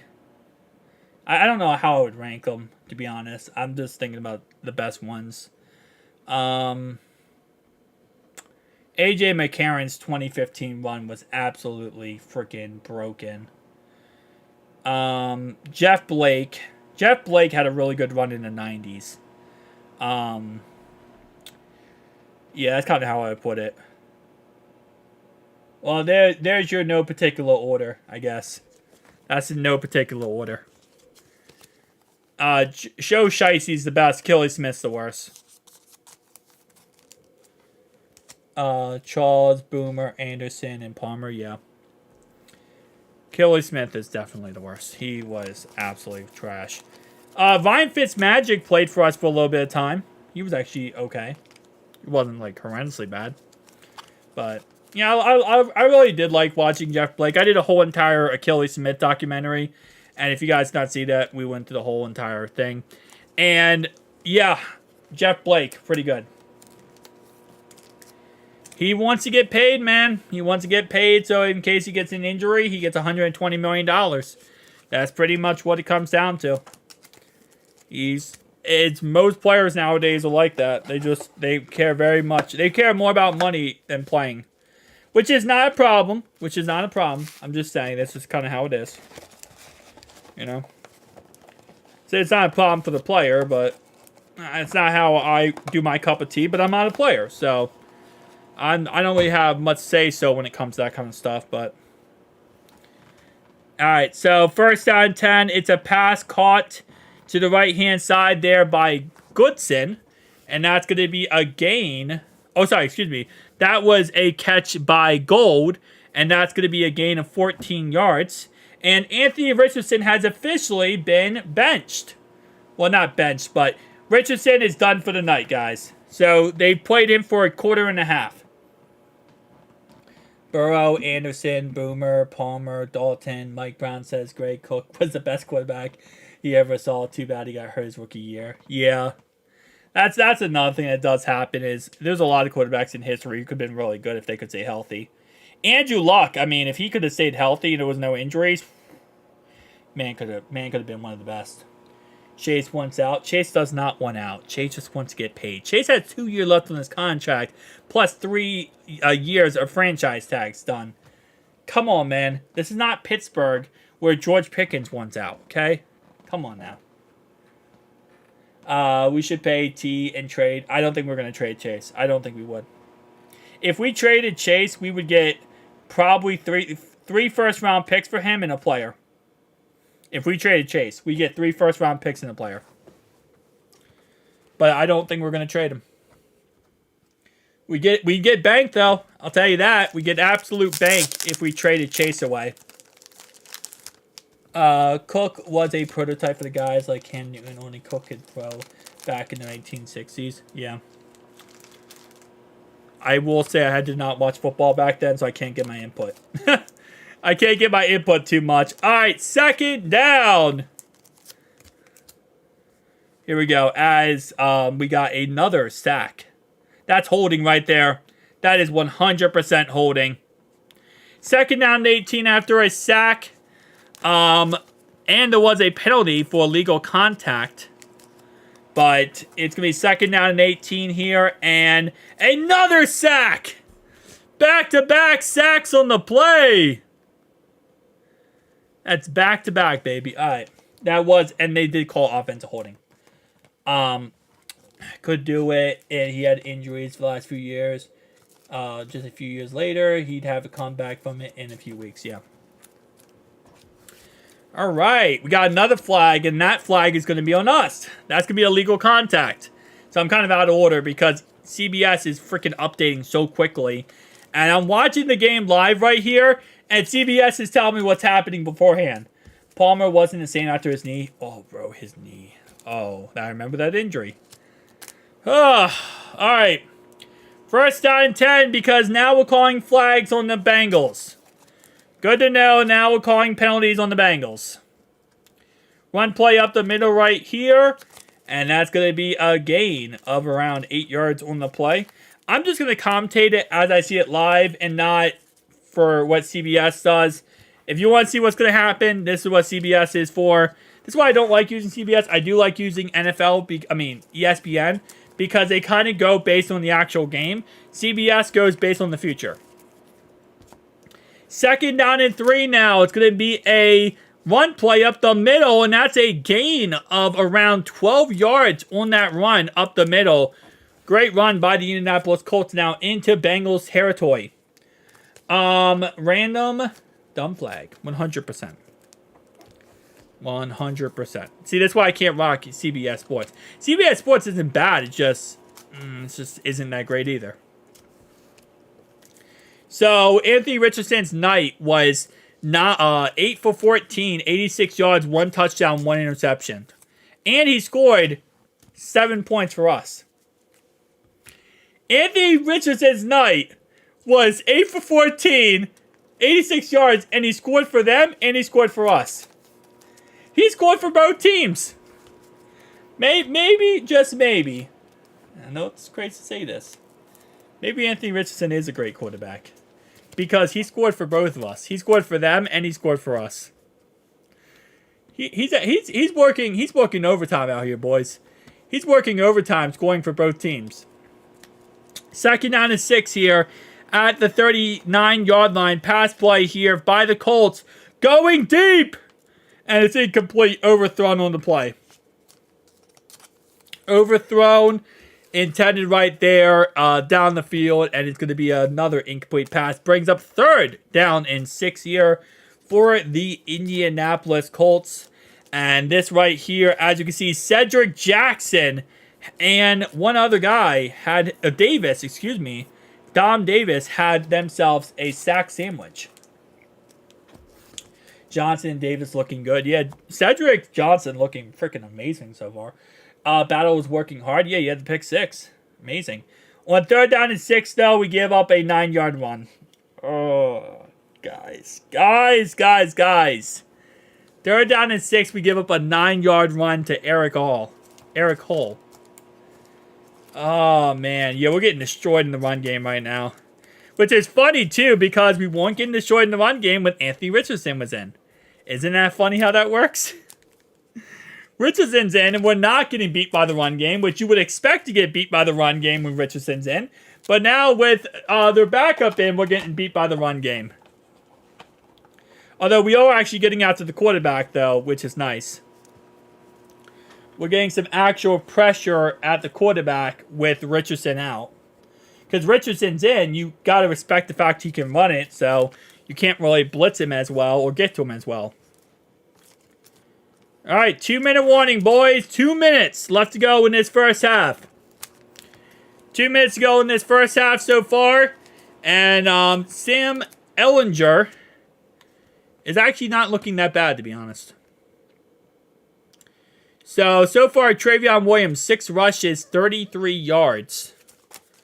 It says fantasy football right here. Does people actually play fantasy football in the preseason? I played fantasy football a lot in, like, my life. I have never played fantasy football in the preseason. I know the NFL app doesn't update for preseason. So, or ESPN. I used to play ESPN. I need to play NFL. But I don't know if NFL or, I guess, does CBS Sports update in the preseason? If you play with their, like, service? That's crazy. Unless they just do it just in case. They always have it like this. And, like, you know, they have a system already set up. But if that's the case, that's crazy, bro. Williams only one doing anything on offense. Pretty much, yeah. I mean, our receivers... Literally, Travion Williams has the most targets and the most receptions of any player on offense. He has the most receiving, he has the most rushing, he has the most everything. You would be hard bent to find anyone else doing anything. Oh, man, this is bad. Well, I mean, good for him, but bad for what's going on here. So far we have a sack for Blazik. And then they didn't... Oh, yeah, we didn't get a sack for Jedrick Jackson and Dom because they technically didn't get a sack. They got a sandwich, but they didn't get a sack. 1 interception for Jordan Battle, and that, of course, was the pick 6. Yeah, it's a mess. It's a mess so far, boys. It's a mess. Considering... What we say? Considering how many starters don't play preseason, I know preseason fantasy football would work. Yeah, I can't imagine. I can't imagine how that would work. Because Logan Woodside has 1. Anthony Richardson had 7 fantasy points.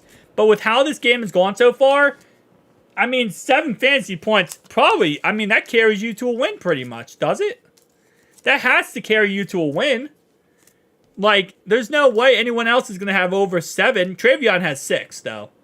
You might have wanted to have started Travion in preseason. Travion might be the guy. All right, Goodson up the middle here in for a 4-yard run. Brings up 2nd down and 6 now. Looks like Witt has dropped some pounds. Oh yeah, Whitworth, yeah. Yeah, he looks good, man. He looked good. And they got a 1st down. Here we go. 2nd down and 6, and we're getting gashed by the run. Dude, we're getting destroyed by this run now. We're getting absolutely demolished by this run. I agree. Keith Boomer has some good receivers in Andy Brown. But if you have Boomer, these weapons show, it would be lights out. If he had Jamar Chase, Boomer did, Jamar Chase and T. Higgins, it would have been over, bro. On 3rd down and 2, they run a screen pass for a 1st down. And that now brings up 1 minute to go before halftime here. And that's going to bring up now 1st down and 10 for the Indianapolis Colts at the 20-yard line. So very, very slow-paced game today, boys. How is he not in the Hall of Fame? I'll never know. Because he's a Bengal. Pretty much how it works, man. If you're a Bengal, you automatically disqualify for the Hall of Fame. It's kind of how the NFL works at this point. First down and 10. I mean, literally, it took forever for Ken Riley to get in there. Ken Riley, easily a Hall of Famer. Willie Anderson should be a Hall of Famer. But it takes forever because we're Bengals, and they don't like us. And they want to put the more popular guys in that everyone knows and loves. Not the guys who deserves it, the guys who should be in. But when you're the Bengals, you can't be in. Just stupidity. Stupid stuff. Alright. Come on, man. Come on, boys. Let's go.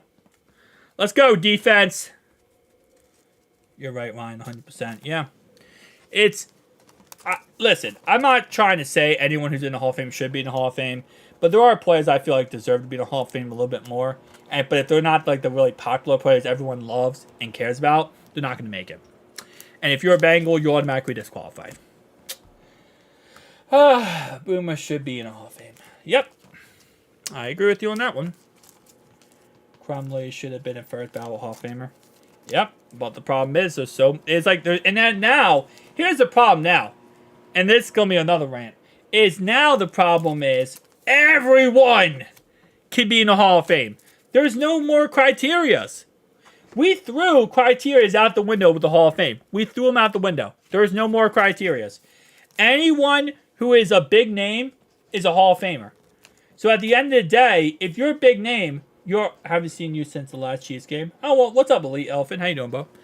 But yeah, if you're a Hall of Famer now, I mean, if you're a big name, you're a Hall of Famer.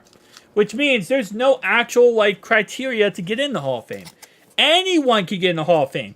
Which means now even players like Bengals from the past who deserve to be in the Hall of Fame are going to lose that spot to some guy who isn't really a Hall of Famer, but he has a big name and people like him, so he's going to get in the Hall of Fame.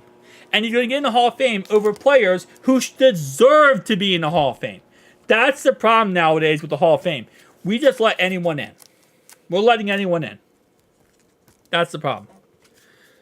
And again, there's I say 97% so far, I think should be in the Hall of Fame. There's 3% of guys that probably shouldn't be in the Hall of Fame. But they're in the Hall of Fame because of that.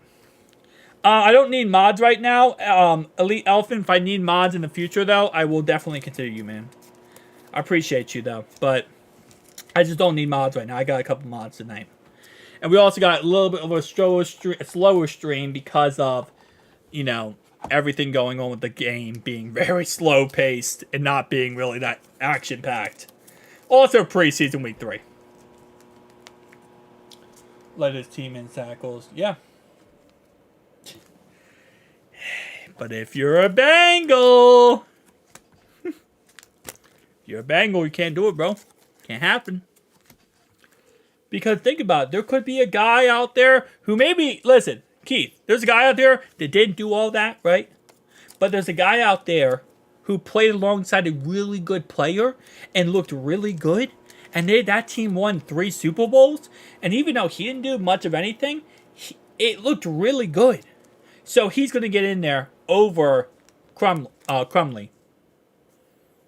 Isn't that amazing how that works? There's going to be a guy out there who didn't do all that you just said. But he looked really good. And people like him. And he's a big name. And his team won. And even though he wasn't the reason his team won, doesn't matter. He's going to make it. Because he's a big name. Not what you did. It's how big your name is. That's why the Hall of Fame I have issues with. Because you can list off 100 players right now in the NFL. And I guarantee you, they probably will make the Hall of Fame. Do they deserve to? Probably not, but they will. Alright, third and goal here at the 3-yard line. Pass play here for Sam Ellinger, and he throws the ball away, which will now set up a field goal attempt for the Colts to try to make this a 10-7 game at halftime. 10-7. Colts. At least the Bears could score, man. At least the freaking Bears could score. That's what I'll say, bro. Colts fans talked more crap than Bears fans to me. And the sad part is the Bears could actually score. At least the Bears did it. The Bears' backups came in and I was scared. And on 4th and goal, Sam Ellinger under pressure. He looks, he throws. It's incomplete. So they didn't even score. They didn't even score. It's 7-7 at halftime, boys. They went for it on 4th and goal.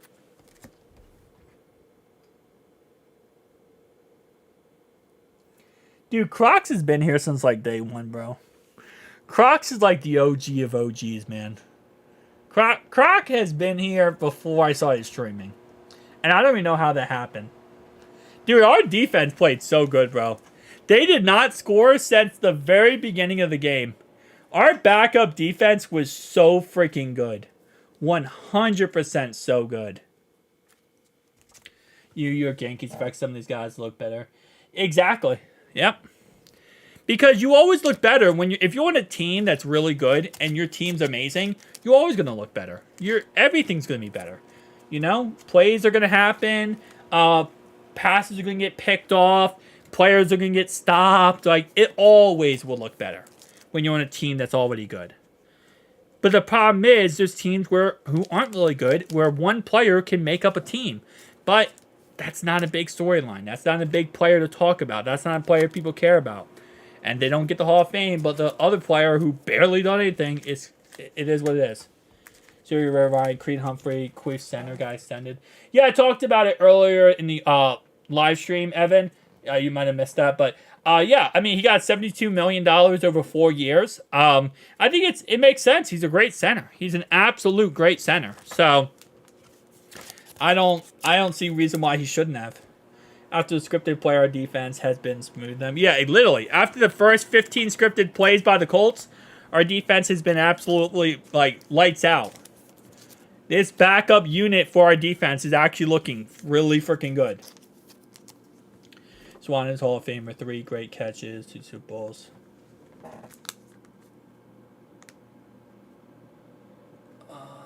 Trumpy was very underrated. Yeah. Geno Atkins, AJ Green changed the game. Yeah, they should be in the Hall of Famers. They won't be. They should be. That's fine. I've been watching for a while. You know what? Again, Lee Elephant. If listen, bro. I got you up here, okay?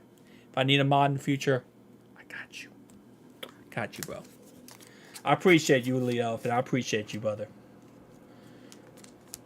Yeah, I mean, so far, our defense actually played pretty good that first half. So now we got the second half, and this is where last week our defense kind of collapsed. First half, our defense actually played pretty good. Second half, our defense kind of freaking collapsed. This is the problem, though, with these preseason games, is, like, when you really break it down and think about it, what's the takeaway from this game? Like, really think about that, right? Takeaway is our offensive line depth sucks. Okay, that's the first takeaway. Offensive line depth sucks. The second takeaway is YouTube memory hole. Do you suck the small creators because I've agreed in something? Yeah. When do you think we are going to know who gets cut? So the 53-man roster cut isn't until, I believe, August 29th, August 30th. So we're going to find out in about a week who gets cut. About a week, people get cut, and then we start into actual regular season practice, and then we get into regular season. So about a week we'll find out. I think it was August 30th last year, I want to say. So about a week. But yeah, no, I mean, offensive line depth sucks, right? August 27th, thank you. Okay, 5 days from now. So like I said, about a week. But what do you think about the punters? There isn't really much to talk about with the punters, I'm going to be honest with you. Brad Robbins is hurt, but he wasn't looking too good before he got hurt. And outside of Brad Robbins, Ryan is really good with leg power, but he's not accurate. He's not good with accuracy. You saw the punt that went out of bounds. That was a bad punt. Accuracy. Some of his punts are just kind of wild, which is a problem. And he's working on hang time, but it's not perfect yet. So I think we might carry 2 punters into the regular season. Potentially. I don't want to. I'd rather have another position, another open player at another position. But Yeah, it is what it is. But not anymore. The YouTube memory hole do suck, like they don't like small creators because corporate greed or something. Yeah, I mean, it is what it is. We will have the Warzone line going the second half, I hope. I see, the thing is, Keith, I only reason I disagree with you there is because we're not changing our offensive line. Our offensive line is going to be exactly the same. We're just going to be playing worse players on defense, if you think about it. Because, like, our offensive line is going to stay the same. We don't have many offensive linemen to, like, take out. Like, Jackson Carman is probably going to come in at left tackle sometime in the fourth quarter. But for the third quarter, it's going to pretty much be the same offensive line it has been. The fourth quarter, though, will be Jackson Carman. And that's when you know Logan Woodside is going to be on his back all day long. I'm hopping off for the night. Other mods, do take care. I appreciate you, Crocs. Thank you so much, man. I appreciate you being here. Enjoy your night. I don't blame you, as always, for how this game is going. Might be back later. All right, Crocs, I appreciate you, man. If you come back, come back. If not, have yourself a fantastic two-day night. I appreciate you immensely. Got a game with the boys. Ah, wait, what game, though? You just gonna leave us on the cliffhanger? What game you playing, bro? Can't leave us on the cliffhanger, Crocs. You're right, Ryan. They just jungle those guys around. They really do. Like, I guarantee you, we're going to see Jackson Carman at left tackle, right? We're going to see Jackson Kirkland at right tackle. It's got to go. I've got a game with the boys. Oh, okay. Long time no stream visit. What's up, Logan? Reveal, how you doing, bro? Welcome. Fortnite? Okay. Catch these victory royales, bro. Anyway, make sure you thank your bus driver. Thank you, bus driver, Crocs. Thank you, bus driver. Anyway, but yeah, they're gonna probably put Jackson Carman at right tackle, left tackle. Probably put maybe a little bit of right tackle. Probably put Trey Smith at center. Put Matt Lee at left guard. They'll probably do that kind of stuff. How many of your line are we gonna keep? I'd probably say 9 or 10. Who makes the roster behind the starting 5? Let me think. 5. Matt Lee, Cody Ford. I think Jackson Carman makes the roster. It's sad, but he will. Trey Hill will probably make the roster because of injuries. Eric Miller, I don't think will. Nate Gilliam won't. Maybe 5? Say 9 or 10. I mean, who? Let me see what the roster's looking like. Because here's what I'll say, right? Let me pull up the roster for myself. Marius Mims makes the roster. Trent Brown makes the roster. Devin Cochran, I think he's practice squad. Kappa makes the roster. Cody Ford makes the roster. Eric Miller, practice squad. Teddy K, Matt Lee, and Trey Hill probably make the roster. Nate Gilliam, practice squad. Jackson Kirkland probably makes the roster, but possible practice squad. Jackson Carman probably makes the roster. So that's 1, 2, 3, 4, 5, 6, 7, 8, 9. Yeah, 10 players. Yeah, I would say 10. I'd say 10 in the end. Cedric Johnson is good. He looks better than Murphy for real. Hey, I mean, yeah, if he keeps it up, he's going to be able to make the roster. So we'll see. So I'm hoping. We need someone to really step up in the pass rushing game, especially someone young. We need someone young who can develop and actually play very good for us. And it can also stay healthy. That's another thing. Staying healthy is very, very important for us. But so far, it's been like fighting demons trying to get people to stay healthy. So hopefully we can find someone to get, to stay healthy. All right, second half. I'm not sure if we're going to see Rocky Lombardi the whole second half, or we're only going to see him in the fourth quarter. I hope they play him the whole second half. I feel like the whole second half would be the best. Just give him as much time and reps as possible. Because at this point, I mean, Rocky Lombardi is such a weird situation. Because with Rocky Lombardi, it's like he's already drafted to the UFL. Okay? He's going to be in the UFL next year. He just got drafted. So it's like you don't really, in theory here, like you're not gonna keep him, right? So it's like if you play him, you're just getting game tape for either other teams, or you're just wasting your time when it comes to actually what you have. Like Logan Woodside is going to be the press squad guy, and if Jake Browning cannot get over his rib injury, he'll be the starter, right? If Joe Burrow can't go, Jake Browning rib injury, it will be Logan Woodside.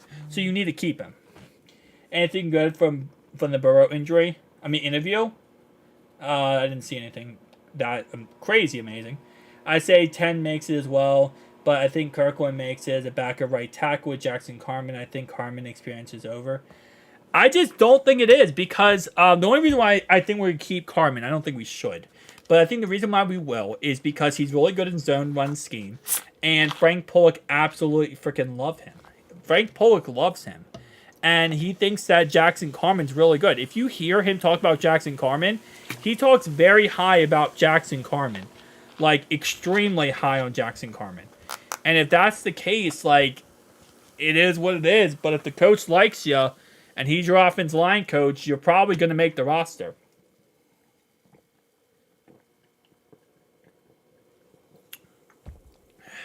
Bro, Burton falling asleep in meetings, bro. I did not see Jermaine Burton was falling asleep in meetings. But, honestly, Jermaine Burton, all you got to do is catch the ball, and he's been doing that pretty damn good. So, he's been doing that pretty damn good, bro.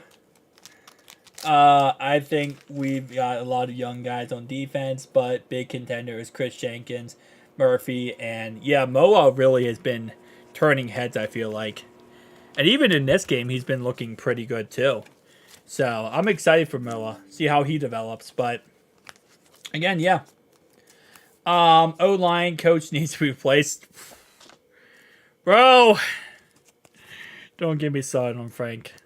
Don't get me started on Frank. I will be the first person to tell you I agree with that times 1,000. But I don't think it's ever going to happen. But, Frank Pollock, he is going to be our guy. They like him too. Zach Taylor's crew, they like Frank. So, as long as they like him, he'll probably still be on the offensive line coach for a very long time. But we'll have to wait and see how that works out. Maybe eventually. If we would have kept Brian and made Brian an if he would have stayed an offense coordinator, potentially. I wish he would have brought over his dad. That's the one thing I always kind of find weird. Why didn't Brian bring over his dad when he was with Cincinnati? I guess he wanted to wait till he was coach. But, can you imagine having Brian's dad? He's one of the best offensive line coaches for the Browns. He now is on the Titans. He got hired to the Titans. But I'm surprised Zach didn't try to bring him over to the Bengals. He would have been so good for us. The O-line coach ain't the problem. You can't make chicken salad out of chicken crap. I think Frank Pollock, here's what I'll say, right? I agree with you because that's always been the argument with Frank Pollock, right? It's always like, well, he has never been given anything good to work with. But I don't think Frank Pollock is a great coach even without that. I don't think he's a great coach even if he had good things to work with, personally. But that's just my personal opinion. And as Charles says, he is right. We will see this year, what will end up happening. That's really what it'll come down to. We got to get a ring and we pawn him off as an OC. We got to see what ends up happening. Not true. Yes, you can. Done. You're a Steelers fan, okay? Stop talking about offensive lines. You're not allowed to talk about offensive lines. You're disqualified. You've been disqualified about talking about offensive lines because you're a Steelers fan. Does soft offensive line drills using tennis balls and crap. Pollock did a great job in San Francisco. In San Francisco, though. That's not us. He hasn't done a great job here yet. But again, you're right. You're right. If he had better options, maybe he would be better. We'll see. San Francisco was a completely different system, though. I like our old offensive line coach better than Pollock, the Alexander guy with Marvin Sapp. Yeah. Again, like I said, San Francisco has a lot of great coaches for a very long time. So with the fact that he was successful with San Francisco, it makes sense because San Francisco has a good system around it that, like, Frank couldn't have done too many bad things. Broderick Jones looks terrible, I've been hearing. Yeah. Well, they got Broderick Jones last year. Are you talking about Fashiono? They got Fashiono this year. They didn't get Broderick Jones this year. Last year, they drafted Broderick Jones. This year, I believe they drafted, I want to say, was it Fashiono? It was the Washington State left tackle. The Husky left tackle, I believe. You have to be able to develop your offensive line. Yeah, you have to make a lot of stuff out of nothing, pretty much. At least something. All right. First down and 10 to start up the second half, and it's a catch to the right-hand side. Caught for a gain of 9 on the play. Excuse me, that will be a gain of... Hold up. I'm going to have to move this down a little bit. There we go. That was a gain of 6 on the play. The next play is a gain of 9. Next play. Oh, so it's not Fashiono. How do you say his actual name? Faultino? I don't know. Anyway, they took the guard slash tackle from Washington. Sin City, 100%, but you gotta have something worth developing. I don't know though, because I feel like Volson in another system, I feel like could have been so much better. If he had an amazing offensive line coach, I think Volson could have developed into something. And same thing with Jackson Carman. So I don't know. Again, like I said, we'll see. Anyway, first down 10 now. It's going to go ahead and be another run play up the middle. This one is tackled immediately on the play for a gain of absolutely nothing. And that's going to bring up... Actually, a loss of 1 on the play. Excuse me. That's going to bring up second down and 11. Joe Flacco on the sideline looking absolutely insane. Honestly, I don't even think Moa needs an interception at this point. He's played so freaking good. I wouldn't even say he needs an interception. Like, he has been playing that freaking good. That he's already is a lock for this roster spot no matter what. Even without an interception. An interception would just be icing on the cake. That would just be icing on the cake.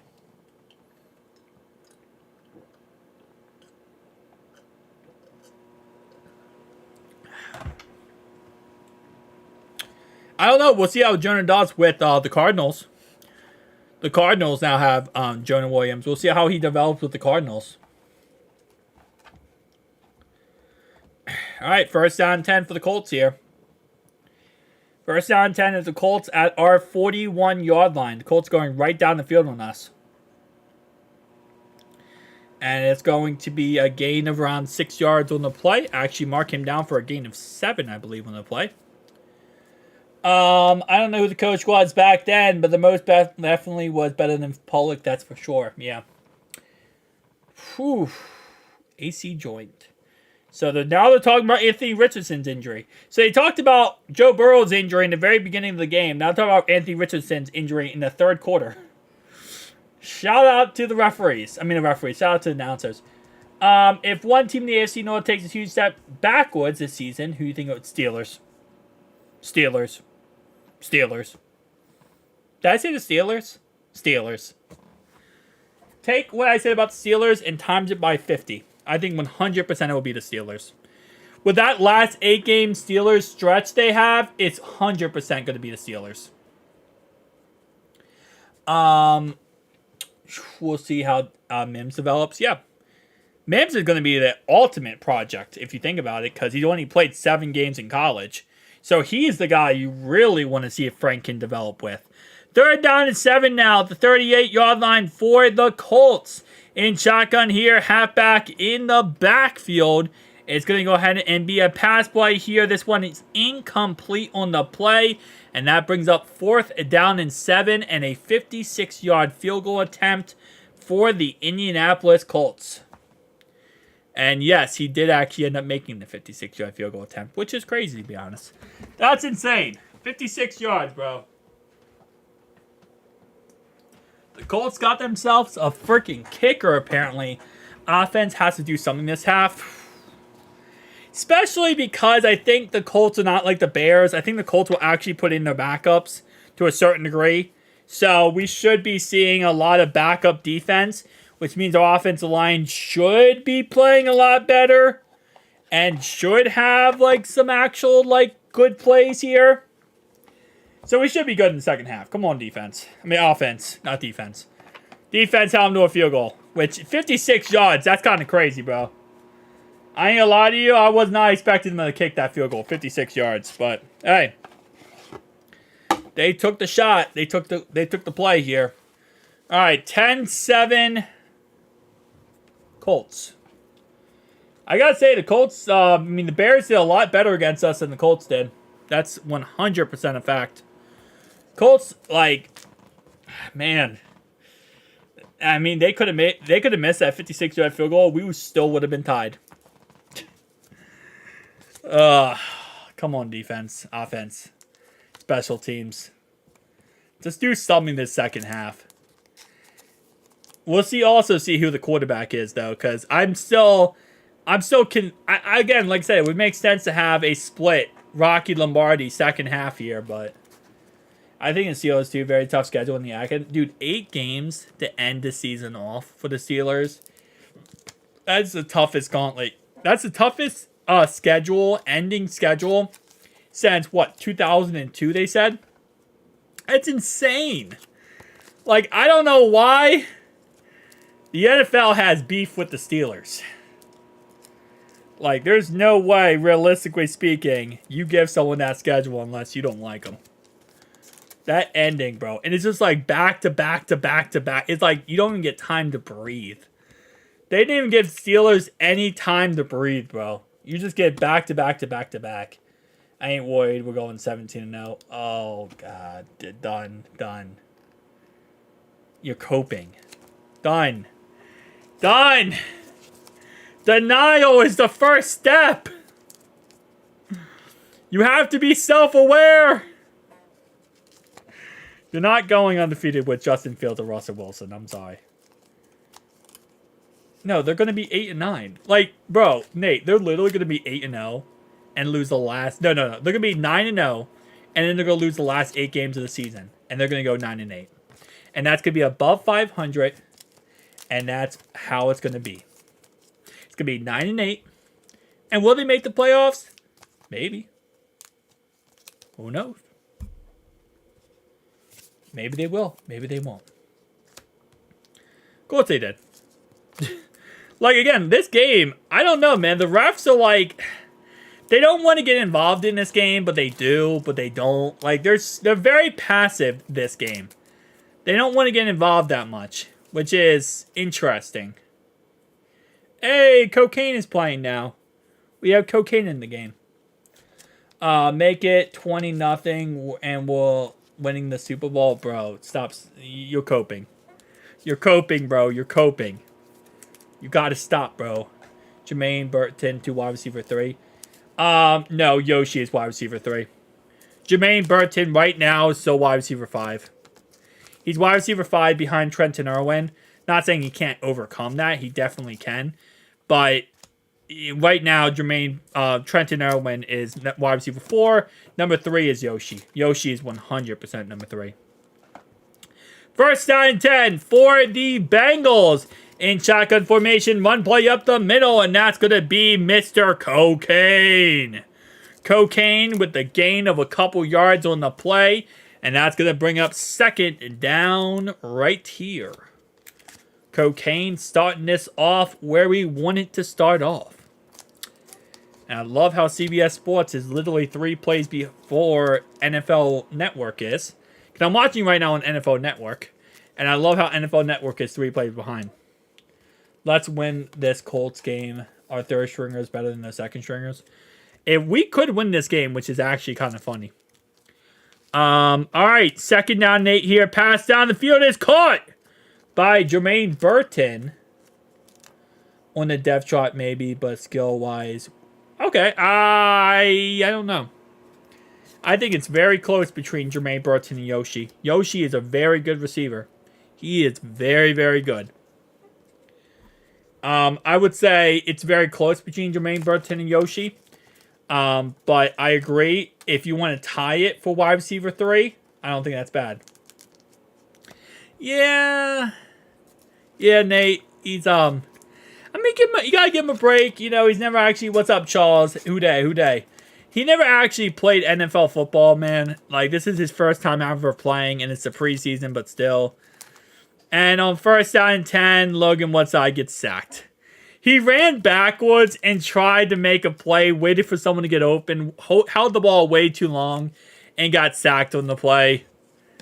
It is what it is. Although,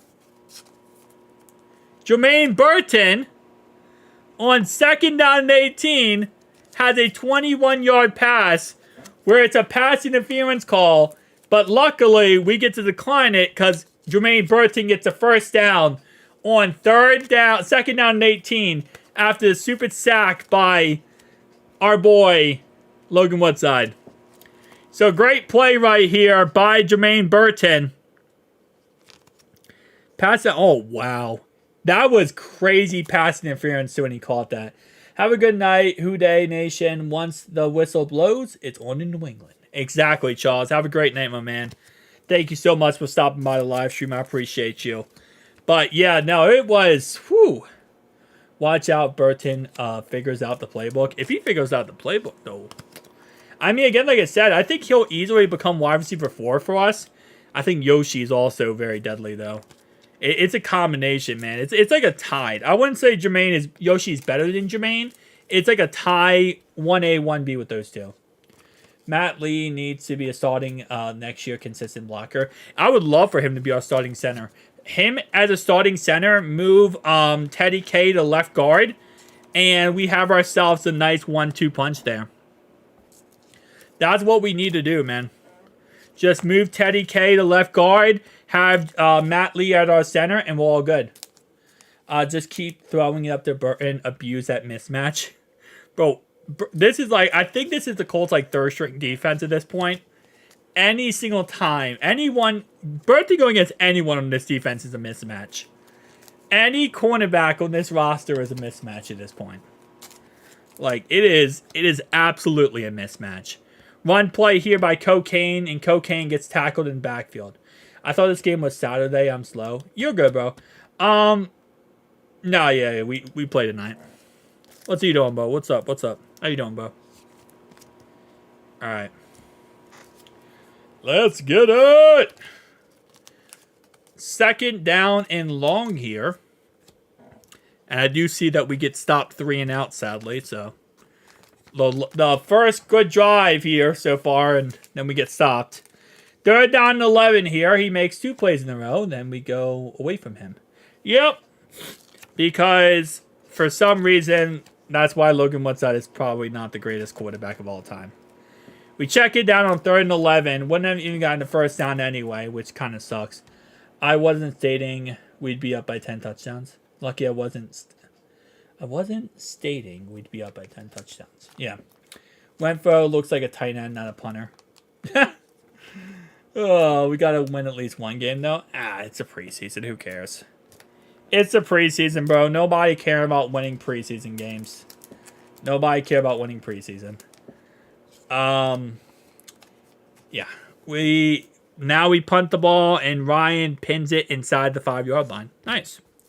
Actually, mark that down at the 8-yard line. He pinned inside the top in the 10, and he got down to the 8. Not a bad punt. 34 yards, but you kind of can't punt it longer than that because of how, you got to get it in the end zone. I'm going to say you can't have a touchback, so you can't make it any more of a punt than that, but 34 yards, not bad. He's working on his accuracy. He is.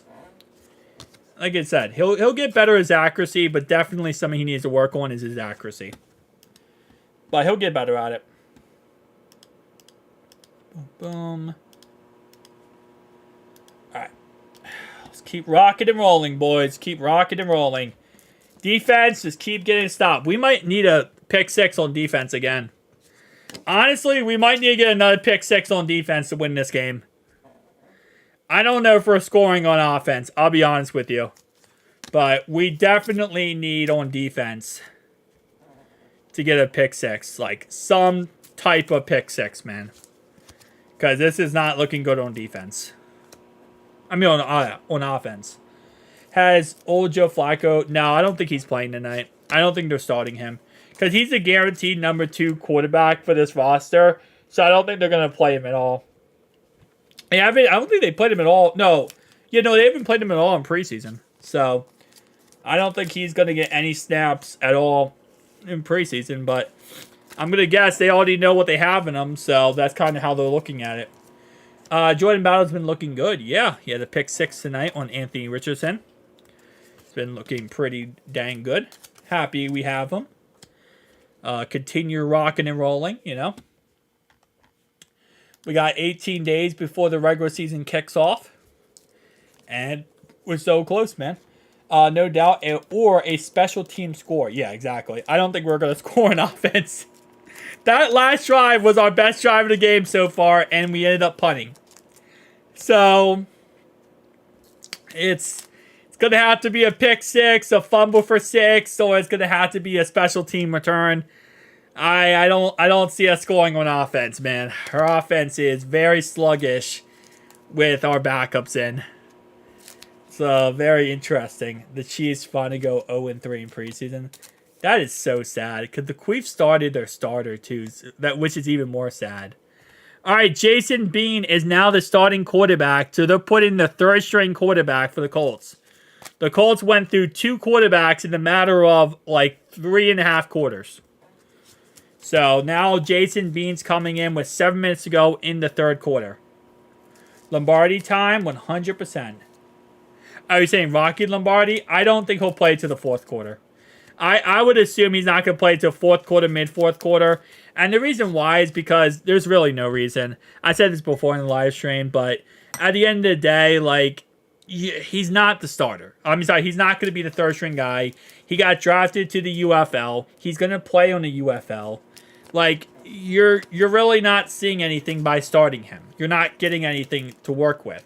Logan Woodside is going to be the the practice squad quarterback. So you want to get him as much experience as possible in case he has to start if Jake Browning can't play. So you're not really going to look too much at Rocky Lombardi. I love him, but it is what it is. Cuck Sizzle return for a touchdown. Possible. Punt return. The Chase situation is embarrassing. Get the deal done. We need him in uniform. I think he'll play. I think he'll play no matter what. I know Chad thinks that he won't play if he doesn't get paid. I think Chase is going to play no matter what. I think Chase is trying to force the Bengals' hand to pay him early and get the contract done and get what he wants. But I agree we should pay him. I think we should pay him a reasonable number, though.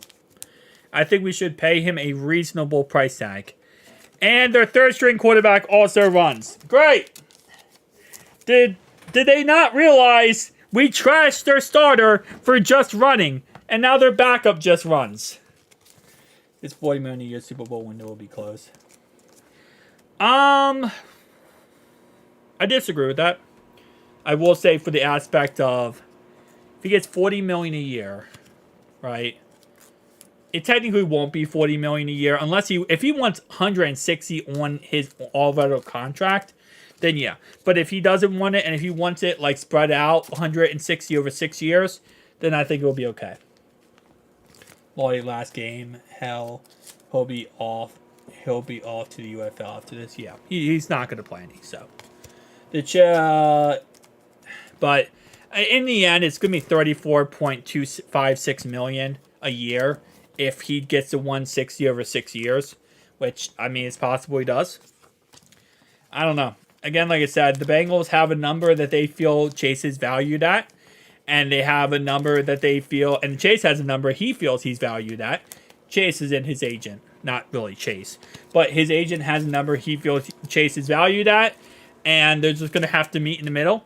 And if Chase's side is going to, they're going to have to budge some, and the Bengals are going to have to budge some. Problem is, the Bengals are not known for being very well at budging when it comes to numbers. They like the idea of keeping the number that they have in their mind, and they don't like changing that. So that's the problem. And that's why the T. Higgins situation didn't work out. Because the Bengals have a number for T. They say, you're worth X. And the T. Higgins side says, hey, I'm worth this number. Well, in the end, In the end, it would be $34.265 million a year for 4 years. So it'd be around $34.625 million if he's okay with doing an extension to his current contract, which means that he's already going to get paid the million this year and then the 21.816 million next year, fully guaranteed 5th-year option. So if you add that together plus 34.625 million for 4 years together, that equals 160, and that's how much he would be getting paid. So it would be now if he doesn't want that, and if he says, hey, listen, I want those 2 years and then start my $160 million contract, then that would be $40 million a year for 4 years, and that would be $40 million. And that would be ridiculous. But I'm hoping it's as simple as, hey, listen, this is what we're going to do. The problem with $34.625 million is it's not more money than Justin Jefferson. And he clearly wants more money than Justin Jefferson, and that would be the problem, is he wants to get more money. Therefore, the $40 million a year would make sense because that would be more money. But if he wants to play for $34.625, I'm okay with that. Just, we can work it out with the salary cap, with putting money toward the future and void years, and it would work out. But again, like I said, this all comes down to Chase. The ball is in Chase's court. And the Bengals is just going to reject whatever he wants, so it doesn't matter. Anyway, first down and 10 for the Colts here in shotgun. Pass play under pressure. Throws it down the field, and it is caught, and a broken tackle right there. And that's going to be a first down for the Colts. Oh, actually, sorry. Yeah, first down for the Colts, moving the chains there. Our number 73 is fast for a big man. I keep noticing him. Yeah. Actually, hang on. Number 73. Oh, that's Carlos Davis. That's the guy we picked up from the Steelers. This pass defense is not right now. I mean, this is all like 4th-string guys. I mean, this is like all backup. So that's Carlos Davis. We just picked him up. He played for the Steelers for like 3 seasons, like 20 years ago, and he just played. He was in the UFL last year. But yeah, Carlos Davis. That's Carlos Davis. That's our guy we just picked up. He apparently is going to make the 53-man roster. It's going to be a long season, I can tell. If we have any injuries and we have to put in these guys, yeah. But as rotation purposes for these guys, I'm not worried. I'm not too worried as rotational guys, but if these guys were actual starters, I'd be definitely worried. But not as rotational guys. I'm okay for these guys being rotationals. Because they're only going to be in for one play, and the other guys around them will elevate them enough that they'll be able to play very good. The problem with preseason football and these guys playing is these guys are playing around guys that really aren't that good either. So when you play with really good players, like you play with Trey Hendrickson, you play with Sam Hubbard, you play with B.J. Hill, Sheldon Rankins, you get elevated, right? You look better because holes open up.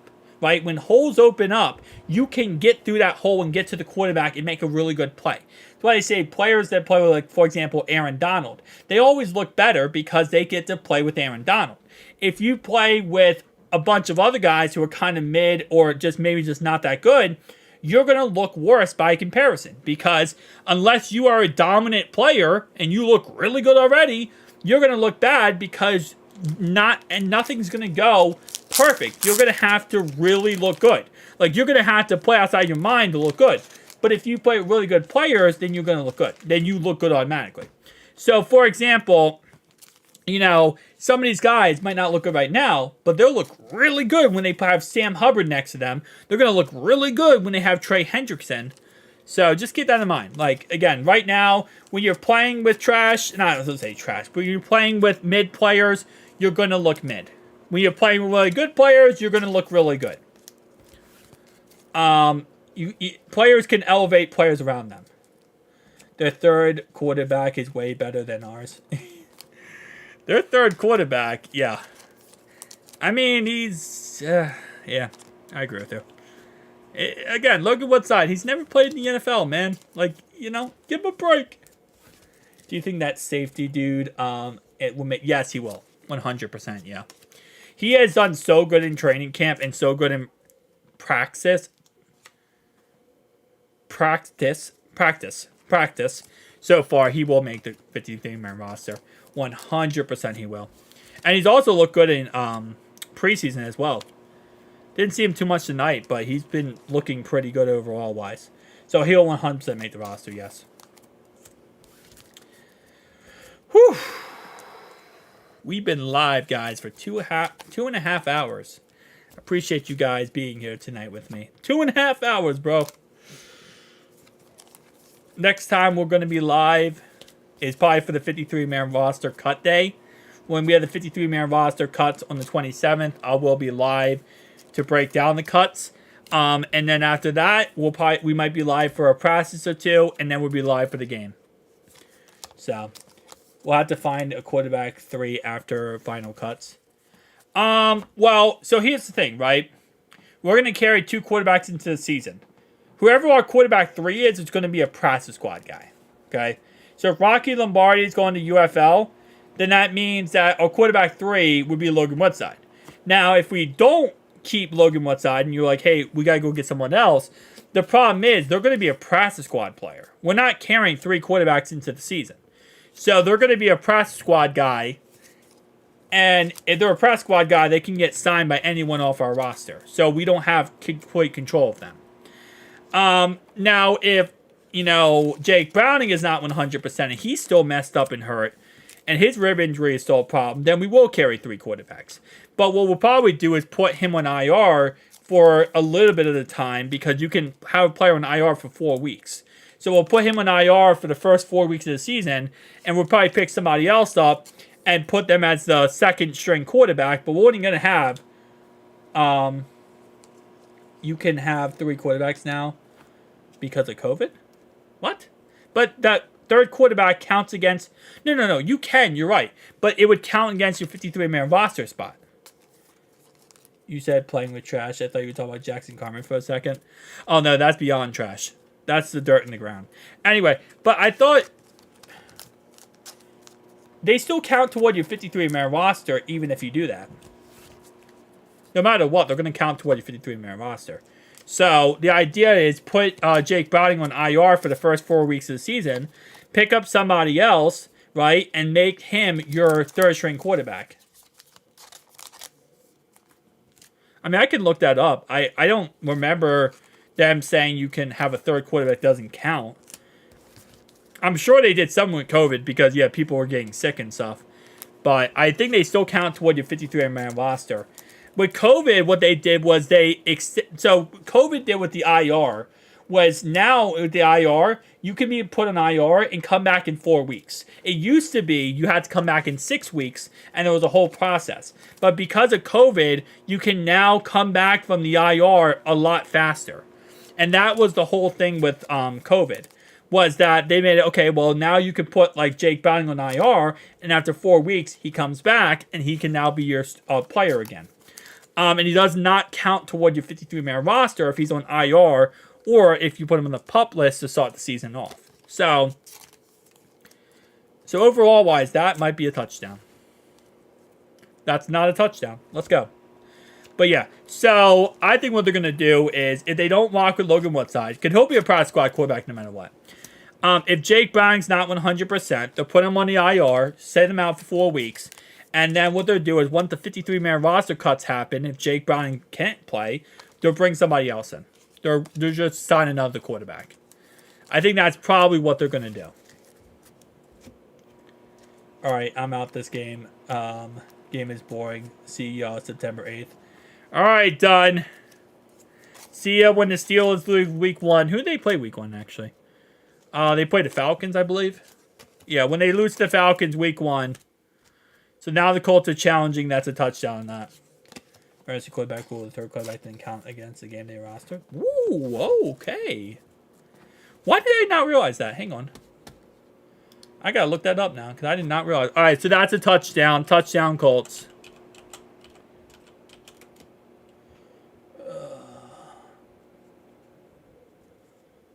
Oh, yeah, so that's a loss. That's a loss. Good. Okay, let me see. Allows third quarterback to play only if the first two wait. Now,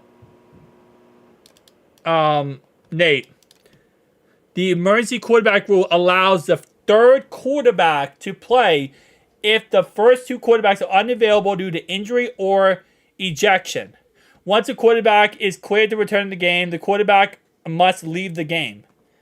That has, am I reading this incorrectly? It doesn't say anything about the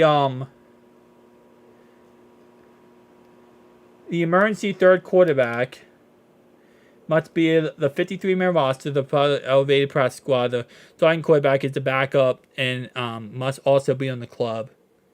Being new looks good. Maybe we grab him if he gets cut. Are you sure this doesn't count? Allowed to list player. No, players who play the opposition quarterbacks are prohibited from being listed as an emergency third-string quarterback. It says that only if the other two quarterbacks are not able to play. No, okay, so I see what you're saying. So, yeah, okay, so you have him, but you can't use him unless the other two quarterbacks are out. So, like, for example, if Jake is already out, I think he would count toward the 53-man roster if you have Jake Browning out. This being, yeah, he does. He actually does look good so far. Easy dub for the Falcons. Oh, they scored. Yep, Falcons are going to win. Love that hit from Harper. This AFL football. Let that boy score. Basically, wide receiver, sets money back, doesn't have to play quarterback. Remember the 49ers playoff game where Christian. Yeah. Yeah, I know. It's a third quarterback. It's an emergency quarterback. But I don't see anything about it saying not counting toward the 53-man roster. I don't see anything about that. Team that will go against its 40. It will allow each team to field an emergency quarterback on game day that will go against its 46 active roster. Yeah, so it says you can have it, but it does count against your 46 active roster for the actual game day. And that's coming in here from CBS Sports. Emergency third-string quarterback rule explained. Yeah. So it looked, I don't know. I'm not sure about 53. It just said, yeah. So it does. I don't think it counts toward your 46, but it counts toward your 53. You can just have him so what you can pretty much do is you suit up another quarterback, a third quarterback, and if the first two get hurt, you can have him there just in case. But you can't use him unless the other two get hurt. So he still counts toward your 53-man roster, but he doesn't count toward your 46-man roster, game day roster. So he doesn't count toward the guys you have because you always have him, there in case. Either way, we need a better quarterback 3. 100%, I agree with you. Yeah, I think we'll probably pick somebody up when people get cut. I think when people get cut, we'll probably pick somebody up and see what they can do. That would be my guess right now. Because I don't think they're really... I mean, free agency right now. Is there even a better quarterback on free agency right now? Outside of, the, starter. Let me see. Let's see what free agency looks like right now. If we were to pick up another guy. Quarterback. Status. Available. So these are the quarterbacks right now available. Brian Hoyer, Ryan Tannehill, Blaine Blabbard, AJ McCarron, Matt Barkley, Trevor Siemian. No. Bro, we can't. Ben DiNucci! That's Brandon Perna's guy. Good, but won't make the roster, but he looks good. He'll be a practice squad, though. He'll be a practice squad wide receiver. But... Ben DiNucci. Yeah, this market right now for quarterback is not good. And he throws it to Travion Williams. Logan Woodside does, and Logan Woodside falls down. I mean, Travion Williams falls down on the catch. Bruh. Can you imagine we brought back in Trevor Siemian? Oh, Trevor Siemian, man. fact he got another chance with the Jets is still insane to me. And he actually played last year. He just looks so freaking bad. That's how you know quarterbacks. Like, backup quarterbacks, like second, third... I don't say second string. Third string quarterbacks are so bad in the NFL that Trevor Siemian actually gets chances and has a chance. There's a lot of quarterbacks added to that list. McCarron is the best one right now. There's a lot. Yeah. Once the 53-man roster cut happens, there's going to be a lot of players added to that list. We're about to have like probably 30 veteran quarterbacks added to that list once it goes ahead and roster cuts happen. So that's going to be a roughing the passer call. Shout out to roughing the passer. Bro, they're like destroying Logan Woodside, bro. Like, they're hitting this man so badly. Logan Woodside, he might not play football after tonight, bro. Logan Woodside, roughing the passer on Logan Woodside, bro. Logan Woodside is getting freaking wrecked. Like 20 points all preseason, 7 was that with Joe. Wait, did we score 7? Wait, are you sure did we actually score that much? Because tonight we didn't score anything, right? Tonight was our what's it called? It was all our kicker. I mean, Jordan Battle. Dude, yeah. Our offense has struggled greatly in preseason, bro. It's been pretty bad. It's been pretty freaking bad. Fumble Woodside. Oh, lordy. I don't see the fumble yet, but put Rocky in. Woodside sucks, but yeah, we do need to put in Rocky. It's just, again, the problem with Rocky is like, we need to see a third string quarterback, and yeah, he fumbles. Logan Woodside runs for a first down, then he fumbles, and it's recovered by the Colts. Rocky last week, though, did not look good, bro. Rocky last week looked absolutely garbo. I ain't gonna lie to you. He played a little bit, and then he just turned it over. What's up, Crocs? You came back. Once Logan Woodside fumbled the ball, you came back. I knew you would come back once Logan Woodside fumbled the ball. Did you thank your bus driver, Crocs? Make sure you thank your bus driver. Good, Logan Woodside didn't. And look what happened to Logan Woodside. He fumbled the ball. That's what happens when you don't thank your bus driver, kids. You fumbled the ball. Not sure the exact correlation between that, but yeah, it is pretty bad. Rocky has the same name potential and name money. I mean, he didn't look good last week, but he is Rocky Lombardi. So, listen, I'm going to give him a chance, bro. I'm going to give my boy Rocky a chance. He got to be better than what we have now. Browning is hurt, and we need it back up for week 1. I think Logan Woodside's going to make the squad just because of that. Unless we sign somebody else. Unless we sign someone else. Why do our backups suck? That's a question for Zach. Actually, when does... So, we don't know. Right now, Nate, he's considered week to week with a rib injury. There hasn't been much information about the rib injury, though. It's been very, very quiet. But right now, he has a rib injury. We don't know. He's considered week to week. He's not considered day to day, though. He's considered week to week. So we don't know. He could be back by the season. He could be out for like a week or 2. We don't know. All we know is he's out for right now. Put the cheerleaders in. That would be interesting. But yeah, we don't have an exact return table yet. Zach's been very quiet about Jake Browning's injury. But it kind of gets me scared. Because I feel like he doesn't want people to speculate on it. And he doesn't want to talk about it. But when you don't want to talk about it, speculate on it, usually it's a bad thing. Usually when it's an injury, isn't that bad. You just say, oh yeah, he's bad. He's getting better. Like, it's not a big deal. It's day to day. Zach loves that. Zach loves saying day to day. But when he says week to week, it's like, how bad is this rib injury? Like, is it severe? Like, you're going to be out for a bit?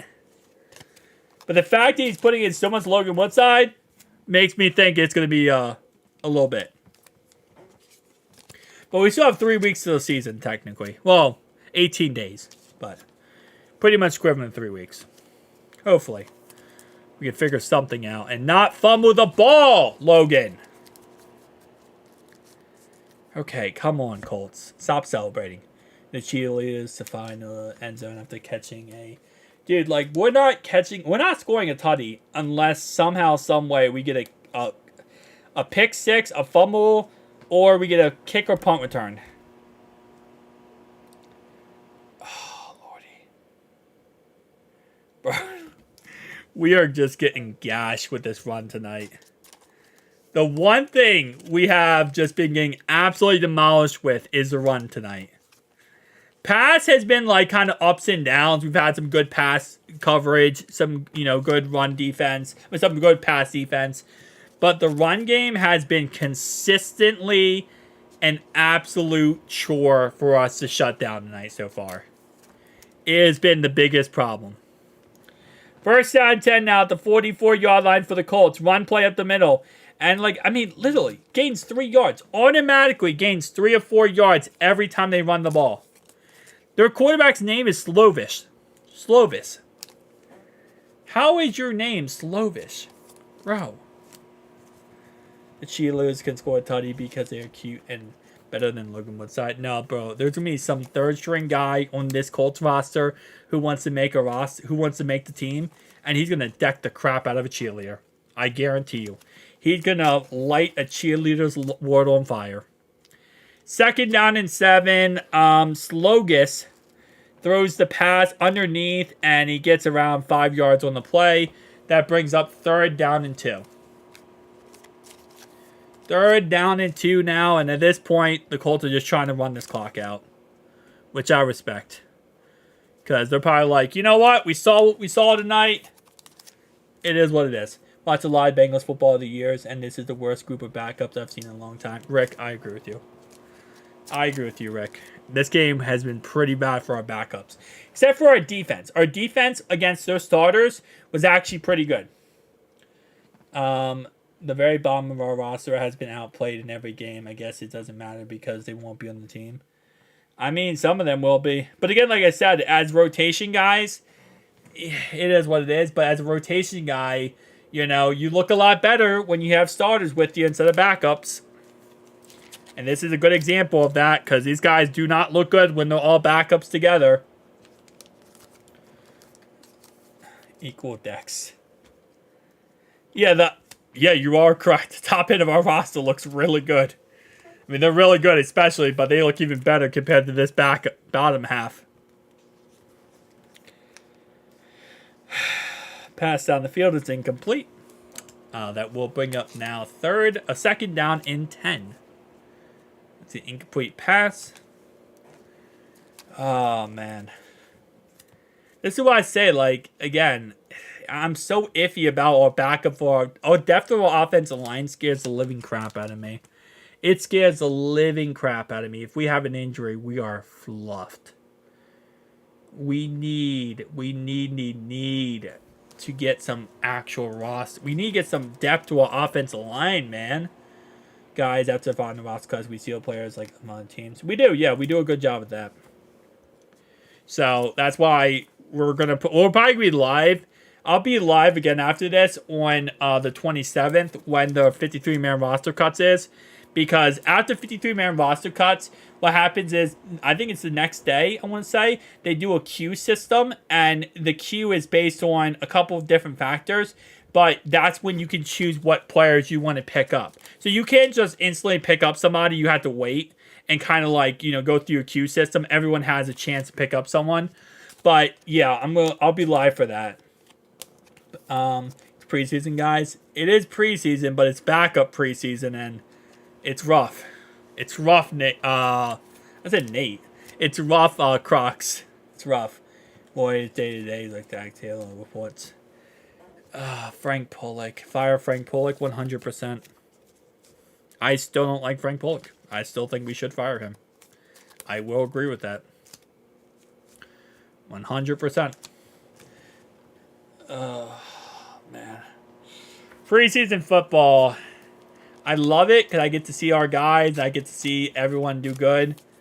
Well, I guess not good, but I get to see everyone play and kind of break it down and talk about it. But man, preseason football can kick you in the behind when it comes to watching it sometimes. Because it is long.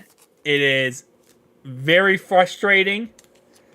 It's mostly the offense top heavy. The defense has been looking good. The defense has been looking good outside of the run defense.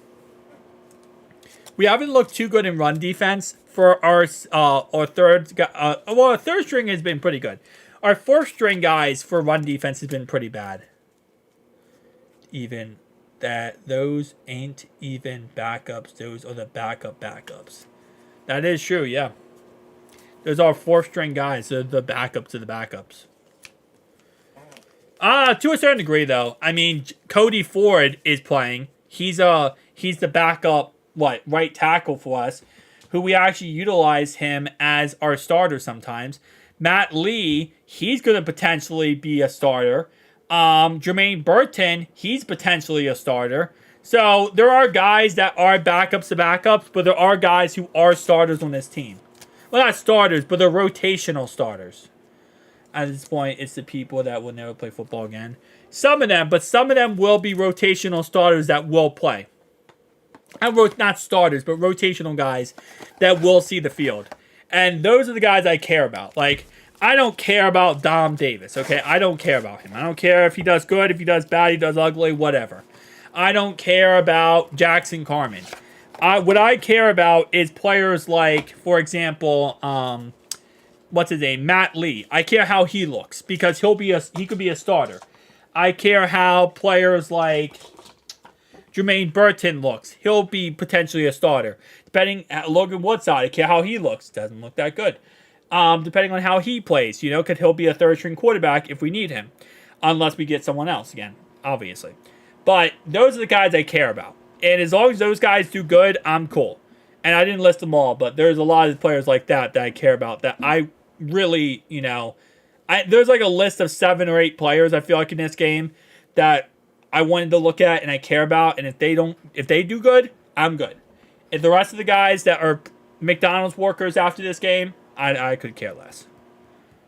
Like, it's whatever, bro. Like, 60% of this roster tonight will be working at IHOP next week. It is what it is.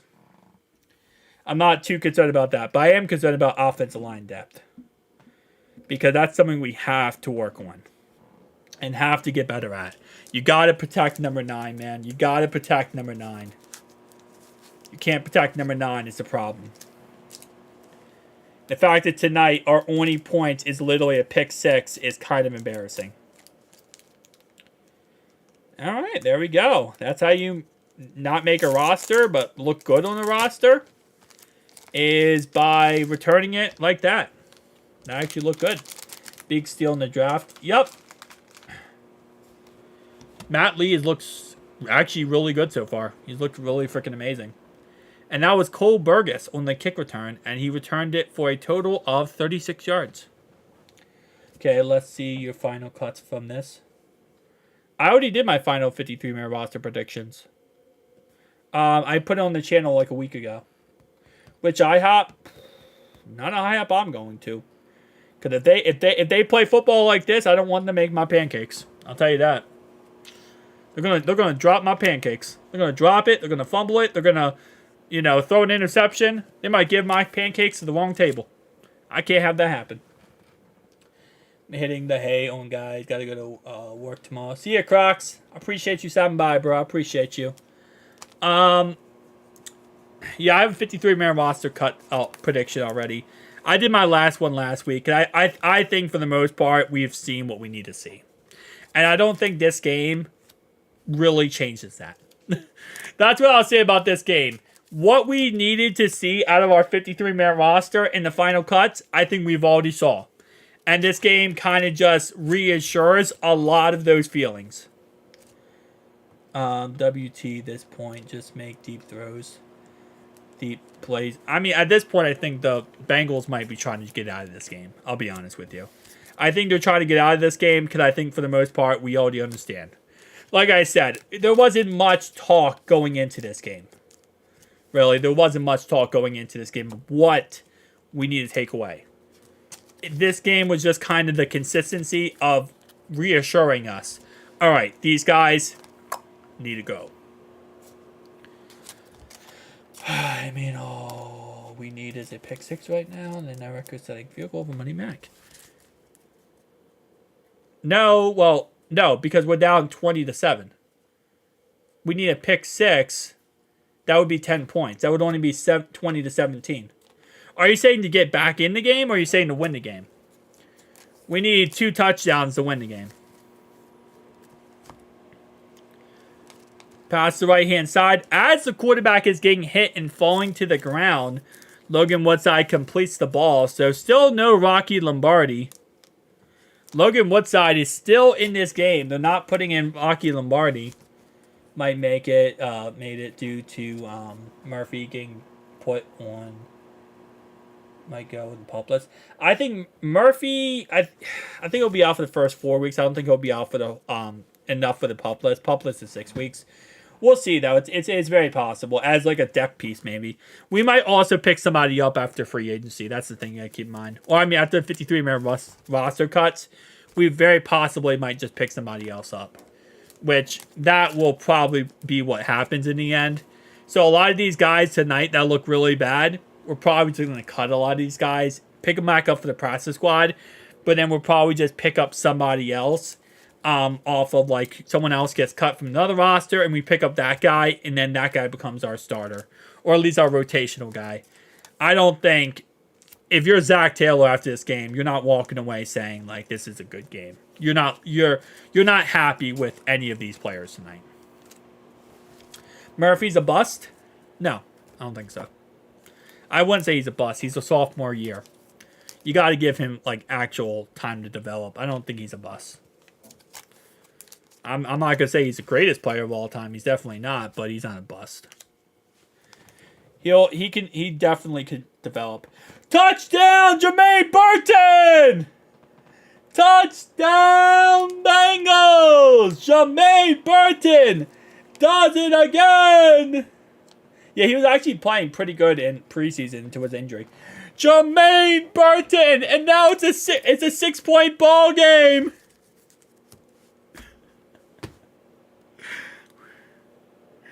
We scored. We scored! We actually scored! Jermaine Burton did it! Logan Woodside, you might have earned... Okay, maybe Logan Woodside can only throw to Jermaine Burton. Guys, have we just realized that Jermaine Burton might be the only one Logan Woodside can throw the ball to? Because this is the second touchdown in the preseason to Jermaine Burton. Logan Woodside threw 2 touchdowns in the preseason to Jermaine Burton already. This might be Logan Woodside's only option he can throw the ball to. Maybe he can only throw to good players. Maybe that's the problem. He's like, you know what? I can't throw to bad players. I can only throw to good players. So he's like, I'm just going to throw it to Jermaine Burton for touchdowns. I mean, so far, Jermaine Burton's the guy. I've been sweating this $5 bet all game. Come on, Bengals. You bet on the Bengals to win in the preseason? Come on, man. Bet on us to win the regular season. That's how we do it. All right, well, Money Mac gets his second field goal attempt of the night. And that is good. So now the score is a 6-point game with 4:07 left. No, just throw it deep to Jermaine Burton. You don't just throw it deep. Throw it deep to Jermaine. Just keep throwing it deep to him every single play. He'll make a catch or two. He'll get a touchdown or two. And we'll somehow find a way to do it. You need life changes. I live and die with the team. I mean, if that makes you happy, Chiefs are losing 20-7. Hey, that's beautiful. Although, I don't say they're the Chiefs. I call them the Queefs, but it's the thought that counts. It's honestly the thought that counts. What is this commercial, bro? They changed out their fire detector for a Karen. And what? What is life, bro? Did I just watch a commercial where a Karen was a fire detector? I didn't even hear the audio, but okay, yo, hold up, hold up, mess. That is a very loaded statement, mess. $5. Mess, that's a very loaded statement right there, my good sir. Can't just be saying $5 like that. And now I'm watching a gigantic chicken wing so that they can show off Best Buy's TVs. Okay. Well, Logan Woodside and the moon is crazy and... Lordy. $5 is $5. We. Is that like we can and then we? Oh, no, wait. I thought that was French. I don't know, bro. I've been live for 3 hours and 5 minutes, okay? Oh, man, I'm so ready for the actual regular season so I can scream the whole entire game and I can actually have fun. This preseason football, man. I think I say it every year. Like, going into preseason, I'm like, I'm excited for this. I can't wait for this. I love preseason football. Then we watch preseason football and I'm like... Can we be done with preseason football? Like, bro, give me the Patriots. I want the Patriots. I'm more hungry to beat the Patriots than ever. I'm more hungry after preseason football to just crush the New England Patriots. That's like what I'm more amped up on than anything right now.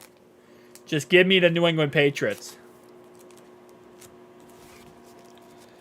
All we know is number 45 should make the team 100%. Moa Jungmenta. He's going to make the team. Moa Jungmenta.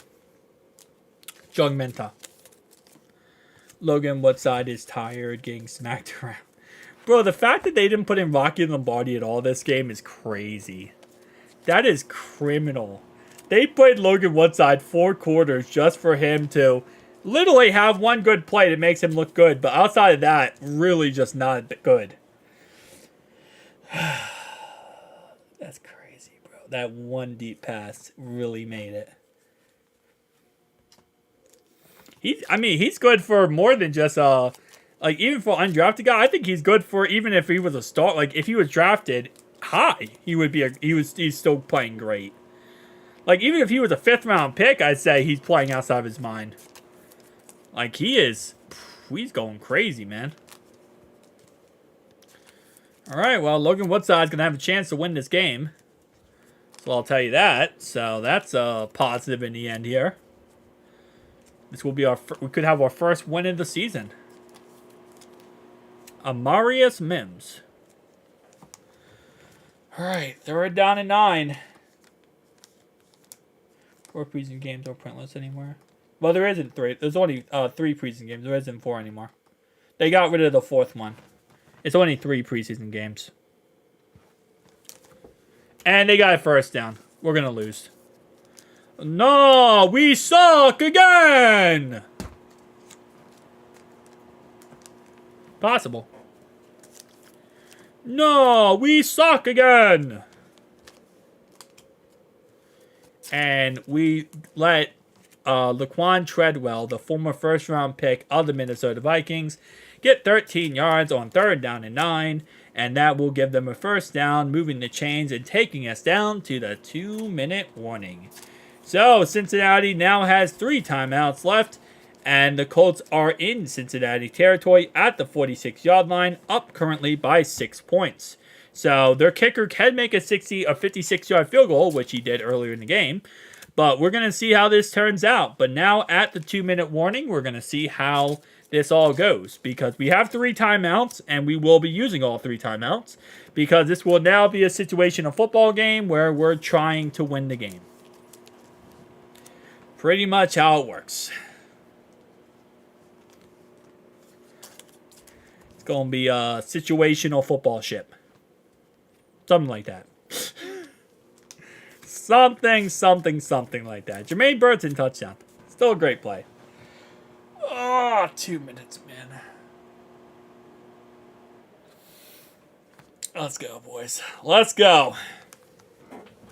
Last game of preseason that we have to deal with until next year. Last game. That's crazy to say actually out loud. We don't have to do another preseason game. Next time we play football with the Bengals, it's going to matter. And that's either a really good thing or a really bad thing. Depending on how our game goes. But, yeah. I think there will be a lot of quarterbacks available, though, after the 53-man roster cut day. So we're going to have our, pretty much pick of the litter. Because, again, whoever we pick will be our third guy, who potentially will be our press squad guy, but we'll see. All right, come on, Bengals. Let's get a 3-and-out stop. Hold them to a punt, and then we can do something here. We do need a pick 6 right now. Pick 6 would be legendary. Absolutely legendary right now. We'll see, though.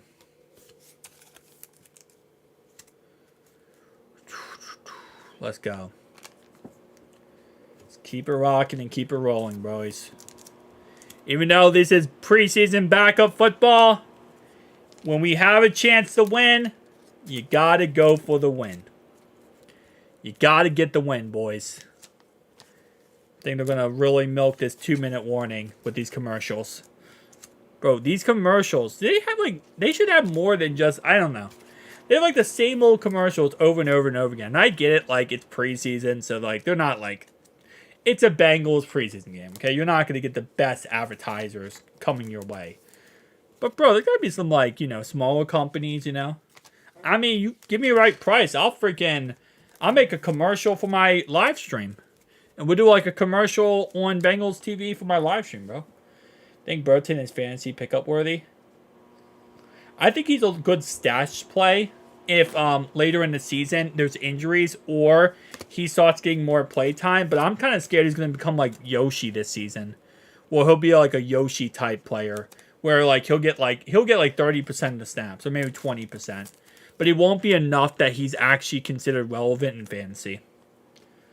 Why haven't they been chucking it to Burton the whole entire game? Your thought is as good as mine, my man. So a 3-yard run will bring up 2nd down and 7 now. Timeout by the Bengals. So it'll be 2nd down and 7. But yeah, I think it really comes down to that. We have so many mouths to feed. You got to keep that in mind. Plus, we're going to run the ball a lot this year. So, plus, Joe does have a wrist injury, which, again, keep in mind, there's going to be some inflammation. So, he might not be 100% in certain situations. There's a lot. A lot. All right, 2nd down and 7. It's going to be a 3-yard run here by Scott, which will bring up a 3rd down and 4 here with 1 timeout left. But now they are in field goal range. They are now in a 57-yard field goal range setup zone. So they could kick a game-winning could kick a field goal, which would beat us in theory. If Zach Taylor, I'd throw Burton every single play. We win by 30, honestly. Honestly. Wow, the guy's helmet got ripped off. He literally has the cap on and he got his helmet ripped off. And we gave up a 40-yard rushing touchdown. Well, we lost. We gave up a 40-yard rushing touchdown on 3rd and 4. A 40-yard rushing touchdown on 3rd and 4.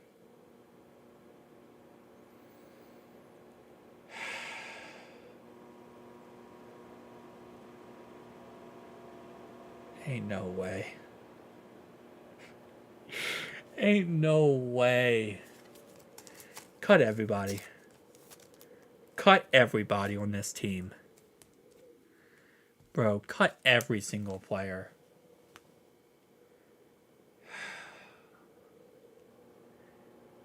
You gotta be kidding me. 3rd and 4 and you give up a 40-yard rushing touchdown? Bro, that is nasty. Just come out and kneel the ball down, Zach. Do not call plays. Everyone. Everyone. Everyone is cut. Everyone.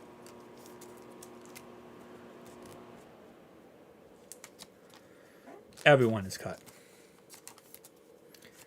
No one's making the roster. We're gonna start over.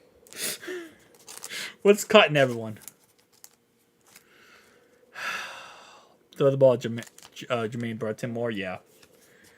Jermaine Burton looked good. We should cut Jamar and Burton lead the way. I wouldn't say cut him. Two things. One, if we cut Jamar, we would owe him $26 million, and that would all be dead money. If we traded him, you're right, we could technically trade him and get 3 first-round picks and potentially more, a player or two. So that would be probably the more logical thing, but I don't think we're going to do any of that. Because Yoshi is high on the depth chart right now. I think Yoshi's going to get more playtime than Jermaine. Overall-wise. I love Jermaine, but I think Yoshi's also really good. I think Jermaine Burton is taken away from how good Yoshi really is also. I think Yoshi's also a really great receiver. Wants $40 million a year, we trade him and get a haul. If you traded him away, Jamar Chase, dude, you could get probably 3 first-round picks, a capable starter in return as a receiver, and you might even get some additional picks. If you like it, you could exchange like a 6th for like a 4th, and you could exchange like your 5th for a 3rd or something. You could get probably the biggest haul in history. You might get a bigger haul than a Tyreek Hill trade. Cause I think the Dolphins kind of finessed the Chiefs on the Tyreek Hill trade. I think you could get even more than the Tyreek Hill trade if you really wanted to.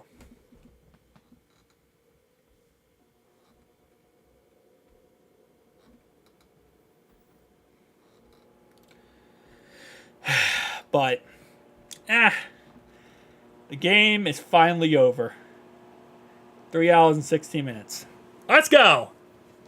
I'll be honest with you, I don't know how... I guess you gotta get stamina, or you kind of get your, stamina, yeah. You get your fatigue up to it. I don't know how people live stream all day. I'll be honest with you, bro. That's cold-hearted by Zach. What, not to throw up Jermaine Burton? Nate, you just wanted to throw up Jermaine Burton, bro. That's all you want, bro. You just want to Hail Mary to Jermaine Burton over and over again. Every single team in the NFL. Mass. Every single team. Like 100% every single team. Like, it don't matter what you list a team, they would trade for Chase. All 31 teams would trade for Chase within a heartbeat. If we said Chase was up for trade, 31 teams would do it. Oh, they put Lombardi in for a Neal. I didn't see that. I thought that was Logan Woodside. I was reading the chat. Bro, yeah, we ain't trading Chase.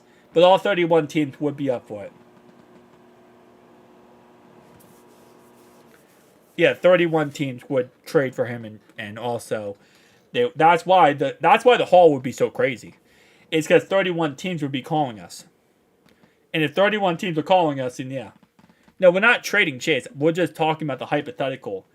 And the answer to the hypothetical is all 32 teams. We would be trading for Chase. We would call up ourselves and trade for Chase.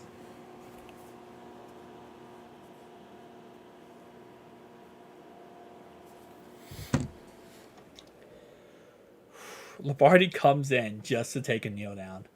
That is diabolical, man. That is absolutely diabolical. That is so sad. Look at that. Rocky Lombardi, -1 yard. That is diabolical, bro. No, we're not trading Chase. I'm just saying, to the answer, what would happen, it would be 31 teams.